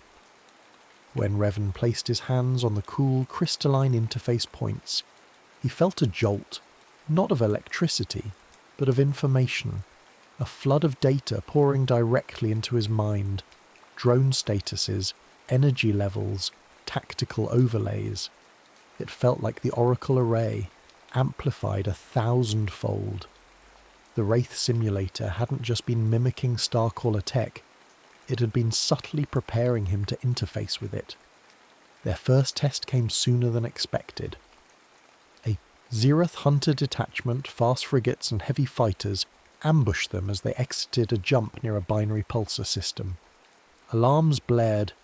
"Shields are minimal, weapons offline," Kyle yelled, fighting the alien controls. "They're launching fighters," Tyron reported, tracking the incoming swarm on tactical. "Revan," O'Connor said, his voice tight. "Those drones, can you wake them up?" Revan closed his eyes, focusing, reaching out with his mind through the interface. He felt the drones stir, their crystalline structures resonating. On the tactical display, dozens of new friendly icons flared to life. He visualized deployment patterns, defensive formations learned in the simulator, but adapted to the Stargale's bulk. With a surge of mental command, he pushed. From hidden launch ports across the Stargale's hull, the crystal drones deployed, shimmering into existence like angry hornets. They moved with impossible speed and coordination, forming intricate defensive lattices, intercepting plasma bolts with bursts of sacrificial energy and darting through the Zereth fighter formations, targeting engines and weapon systems with pinpoint precision lances of energy. The Zereth pilots, accustomed to predictable dogfights, were thrown into chaos by the swarm's fluid, unpredictable tactics. While Revan orchestrated the drone defense, Kale and O'Connor worked frantically on the shield emitters. Following O'Connor's memory fragments and Kale's diagnostic readings, they managed to partially activate the phasing shield. It flickered erratically, absorbing several direct hits from the Zereth frigates before overloading. "Shields down," Kale shouted. "Drones can't hold them off forever," Soraya added, monitoring hull integrity. Revan scanned the battlefield, his mind racing. The Zereth frigates were moving to flank them, boxing them in against the pulsar's gravitational distortions. He needed an escape route. His eyes fell on the pulsar itself, its intense magnetic fields warping, space-time. An idea sparked, reckless, but potentially brilliant. "Kale, can you plot a micro-jump through the pulsar's corona?" Kale stared at him. "Are you insane? The gravimetric shear would tear us apart. The radiation—" "Not if we use the phasing shield," Revan countered. "Just a burst, timed with a jump initiation. Use the drones to clear a path through the ejected plasma." O'Connor looked from Revan to the tactical display, then back again. A slow grin spread across his face. The kid's either suicidal or a genius. Do it. While Kale frantically calculated the impossible jump sequence, Revan commanded the drone swarm, sacrificing dozens to carve a channel through the pulsar's boiling corona. Tyron rerouted auxiliary power to the shield emitters. Soraya prepped medical supplies, bracing for impact. "Shield emitters charge for a 0.03 second burst," Kyle yelled. "Jump calculated. Engaging. Now!" Revan felt the command lock in. The Stargale plunged towards the binary stars. The drone swarm formed a desperate incandescent spearhead. Just as they hit the corona's edge, the phasing shield flared, bathing the ship in an ethereal glow. Simultaneously, the jump drive engaged. For a fraction of a second, they existed inside the star, protected by a bubble of Starcaller physics. Then reality twisted violently, and they were flung back into jump space, alarms screaming, the ship shuddering violently. Behind them, the Zerath Hunter detachment, caught off guard by the maneuver, was left staring at the raging pulsar. Silence fell on the bridge, broken only by the pinging of cooling systems and their ragged breaths. "Report," Revan managed, releasing the drone control interface, feeling mentally drained but exhilarated. "Hull integrity holding at 60%, Soraya reported after a tense moment. "Minor injuries, mostly bumps and bruises. We're alive."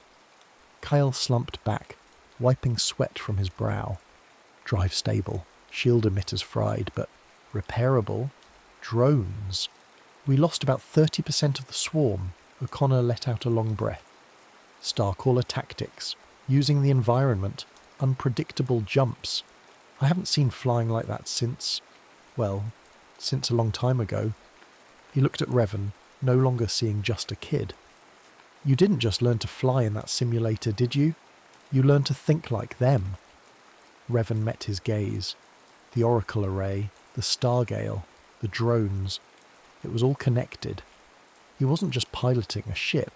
He was interfacing with a legacy. And that legacy was fighting back. The Zerath were hunting them, but now they had claws. The desperate gamble at the binary pulsar bought them time. The Zerath, momentarily thrown off balance by the Stargale's unexpected capabilities and Revan's audacious tactics, seemed to regroup, their pursuit becoming more calculated, less frantic. This respite allowed the Stargale's crew, guided by O'Connor and the increasingly detailed projections of the Starcaller map, to navigate a series of ancient hidden hyperspace conduits, routes unknown to modern galactic charts, bypassing major Zerath patrols. Their destination, according to the map's convergence point and O'Connor's fragmented knowledge, was Ascendia, designated Sanctuary Primus in Starcaller script. Not their homeworld, the map suggested, but a nexus, a meeting place, a world deliberately shielded and hidden, deep within a nebula that mimicked subspace interference. Legend called it a haven, built during the twilight of the Starcaller Federation as a repository of knowledge and a potential seed for future rebirth. Whether anyone or anything remained was unknown. Emerging from the final hidden conduit was like passing through a veil. The turbulent nebula resolved, revealing a breathtaking solar system. Ascendia wasn't a single planet, but a complex network of orbital habitats, crystalline structures woven into the fabric of space, orbiting a serene, Earth-like world bathed in the light of a stable, yellow star. Docking platforms extended like welcoming arms, energy signatures pulsed with calm regularity, and small, unfamiliar ships moved between the habitats on lanes of coherent light. It was not deserted. Hesitantly, using archaic Starcaller communication protocols deciphered by Kale, they hailed the system. The response was cautious, encoded, but undeniably intelligent. After transmitting identifying data from the Stargale, a ship clearly recognized by Ascendia's automated systems, they were granted docking clearance at the primary habitat, a colossal structure designated Ethelgard's Spire. As the Stargale settled into a docking cradle designed for vessels of its scale, they saw who awaited them. Not Starcallers in the flesh, their ancient lineage seemed truly lost to time, but descendants, inheritors, refugees. Representatives from a dozen different species and cultures, beings displaced by Zerath expansionism or other galactic conflicts who had followed whispers and fragments of lore to this hidden sanctuary over centuries. There were the insectoid Cathar weavers from the fallen Cygnus colonies, the crystalline silicates of the shattered Ophiuchus Combine, methane-breathing scholars from Gliese Phi 81 Dree, even a splinter group of humans from colonies long thought lost during the Neogenic Wars. Ascendia was a mosaic of the dispossessed, clinging to the remnants of Starcaller technology and ideals, living under a pact of mutual survival, but lacking unity and direction. Their arrival in the Stargale, a near-mythical vessel, sent ripples of shock and excitement through Ascendia's diverse populace. They were met by a council of elders, representing the major factions within the sanctuary. The initial meetings were fraught with tension. Some saw the newcomers, particularly the humans linked to the ship's command signature, Revan, as fulfilling ancient prophecies. Others viewed them with suspicion, fearing they had led the Zerath directly to the sanctuary's doorstep, a fear that felt chillingly plausible. Revan, thrust into the role of spokesperson by virtue of his connection to the Stargale, found himself navigating complex political currents. He spoke not of prophecy, but of shared threat. He recounted the fall of Orion IV, the relentless pursuit, the evidence that the Zerath were actively hunting Starcaller legacies. He demonstrated the Stargale's capabilities, the drone swarm, the phasing shield concepts, not as weapons of conquest, but as tools for survival. O'Connor, surprisingly, proved a gruff but effective diplomat, leveraging his Old Republic contacts or notoriety, and his understanding of military strategy to communicate the severity of the Zerath threat. Kale shared technical data, demonstrating how Starcaller principles could be adapted to bolster Ascendia's existing, though aged, defense systems. Soraya spoke of the humanitarian cost of the Zerath advance connecting with the refugees on a personal level. Tyron, observing the council sessions, identified potential security weaknesses in Ascendia's protocols, his quiet warnings carrying unexpected weight. Slowly, hesitantly, a fragile alliance began to form. The sheer fact of the Stargale's arrival, coupled with Revan's evident piloting skill, broadcast simulations of his pulsar escape were met with stunned silence, and his earnest plea for unity against a common enemy began to sway the council. He wasn't a messiah, he was a catalyst. He spoke of pooling resources, sharing knowledge, adapting Starkiller tech not just for defense, but for communication and mutual support. He inspired not through divine mandate, but through competence, courage, and a desperate shared need to survive. The Cathar offered their expertise in energy weaving for shield reinforcement. The silicates provided raw materials and advanced computation. Others pledged ships, pilots, engineers, soldiers. Ascendia, a collection of disparate survivors, began to tentatively coalesce into a unified force. Revan trained pilots from different species in the Stargale simulators, adapting Starcaller swarm tactics to their unique physiologies and ship types.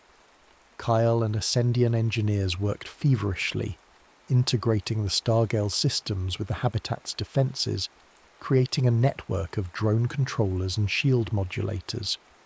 O'Connor, drawing on his decades of experience, formulated a defence strategy, identifying choke points, ambush zones, and fallback positions within the complex orbital structure of the Ascendia system. Soraya organised medical teams, preparing for inevitable casualties. Tyron oversaw the fortification of key sectors within Ethelgard's spire. Their preparations were spurred by a growing dread.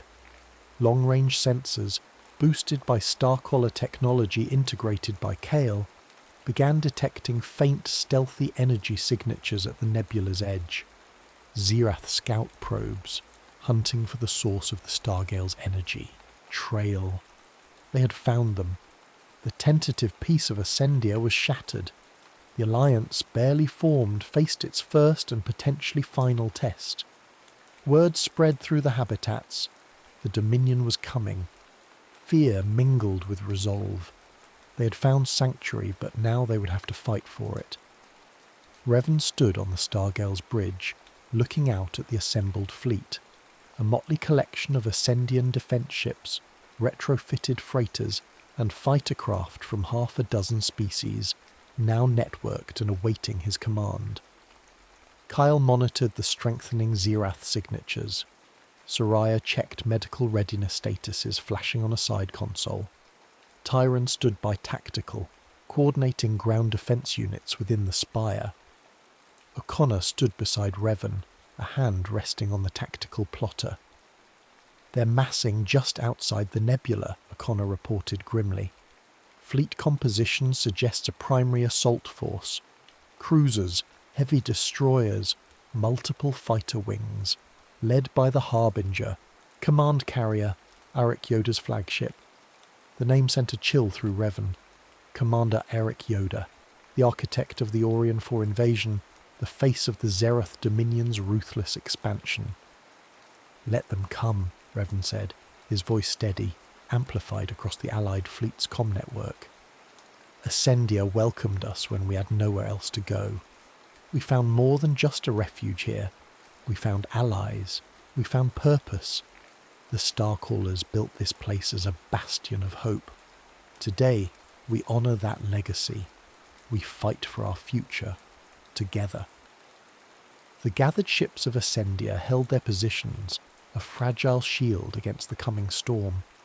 The Zerath fleet began to emerge from the nebula's obscuring clouds, a phalanx of dark, menacing warships against the serene backdrop of the sanctuary. The battle for Ascendia, and perhaps for the future of the Starcaller legacy, was about to begin. The Zerath fleet emerged from the swirling nebula not as a hesitant probe, but as an overwhelming tide of angular obsidian warships. The Harbinger, Commander Arik Yoda's flagship, took centre stage, a vessel easily 3 times the size of the Stargale, bristling with heavy plasma cannons and launch bays disgorging swarms of sleek, predatory fighters. Smaller cruisers and destroyers fanned out, forming an inescapable crescent aimed at the heart of Ascendia, Ethelgard's spire. Their message was clear: surrender or annihilation. On the Stargale's bridge, the tension was palpable. Revan stood at the command interface, the Starcaller drone network humming under his mental touch, allied ship positions overlaid on the tactical display. O'Connor stood beside him, coordinating fleet movements. "Hold positions," Revan commanded, his voice echoing across the allied comms. "Let them commit. Kale, prepare shield harmonics. Pattern Delta. Tyron, ground forces ready?" "Shield cycling to frequency," Kale confirmed, fingers flying across his console. "Ascendian power grid is stable, feeding the orbital emitters." "Spire defense teams in position," Tyron's voice came back, calm and clipped. "Holding fire until they breach the outer perimeter." The first wave of Zerath fighters screamed towards the Allied lines. Revan unleashed the combined drone swarm, the Stargale's crystals augmented by Ascendian defense drones, meeting the attackers in a dazzling chaotic melee halfway between the fleets. Lances of energy crisscrossed the void, explosions blossoming like deadly flowers. Simultaneously, the Zereth cruisers opened fire, heavy plasma bolts streaking towards the orbital habitats. "Shields up," O'Connor ordered. Ascendia's newly integrated defense grid flared to life. Starcaller tech-inspired phasing shields shimmered around Ethelgard's spire and the adjacent habitats, absorbing the initial barrage. The energy drain was immense, Kale frantically rerouting power, but they held. "Their shields are stronger than anticipated," Yoda's voice, cold and precise, echoed on an intercepted Zereth channel. "Concentrate fire on the emitter nodes. Deploy breaching pods against the primary habitat." The battle became a brutal three-dimensional chess match. Revan directed the drone swarms with fluid precision, anticipating Zereth fighter formations, sacrificing drones strategically to protect key Ascendian ships, exploiting momentary weaknesses. His time in the Oracle Array, honed by the desperate flight across the galaxy, allowed him to process the maelstrom of data with uncanny speed. O'Connor, meanwhile, commanded the Allied ships, executing hit-and-run attacks, drawing Zereth cruisers into pre-planned crossfire zones near gravitational anomalies created by Ascendia's orbital architecture. Cathar weavers piloted nimble interceptors, their organic ships dancing through plasma fire, while silicate vessels absorbed heavy damage, their crystalline structures refracting energy. Despite their ingenuity and courage, the sheer weight of the Zereth numbers began to tell. Shields flickered and failed on outlying habitats. Ascendian ships, valiant but outmatched, were systematically targeted and destroyed. Breaching pods slammed into Ethelgard's spire, disgorging elite Zerath shock troops. Tyron's voice became tighter as he directed the desperate defense within the spire's corridors. Soraya's medical channels were flooded with casualty reports. "Revan, we can't hold them indefinitely," O'Connor said grimly, watching a flanking group of Zereth destroyers punch through their screen. "Yoda's focusing everything on the spire and the Stargale. He wants the ship and whatever secrets it holds." Revan looked at the Harbinger, looming at the centre of the Zereth formation, coordinating the assault. Taking out Yoda wouldn't necessarily stop the fleet, but it would cripple its command structure, sow chaos, and perhaps force a retreat. It was a desperate move, bordering on suicidal. "Kale," Revan said, his decision made, "can you give me a focused burst? From the phasing shield, just the bow section. Enough for one pass?" Kale's eyes widened. "Through their main batteries? It's suicide, Rev." "It's our only chance. Soraya, Tyron, O'Connor, coordinate the defense here. Buy me time." Revan's hands tightened on the Stargale's controls. "I'm taking the fight to Yoda." "Revan, no!" Soraya cried out. "He's right," O'Connor said, his face grim but resolute. "It's a Starcaller move. Create chaos. Disrupt the head of the snake. Go, Revan. We'll hold the line." Revan nodded, pouring his focus into the ship. He directed the remaining drones in a feint towards the Harbinger's port side, drawing fighter cover away.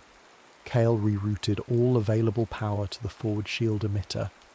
"Forward phase shield charge for 0.8 seconds, Kale shouted. "Good luck, Rev." Revan pushed the Stargale's ancient engines to their limit, accelerating directly towards the Harbinger through a hail of defensive fire.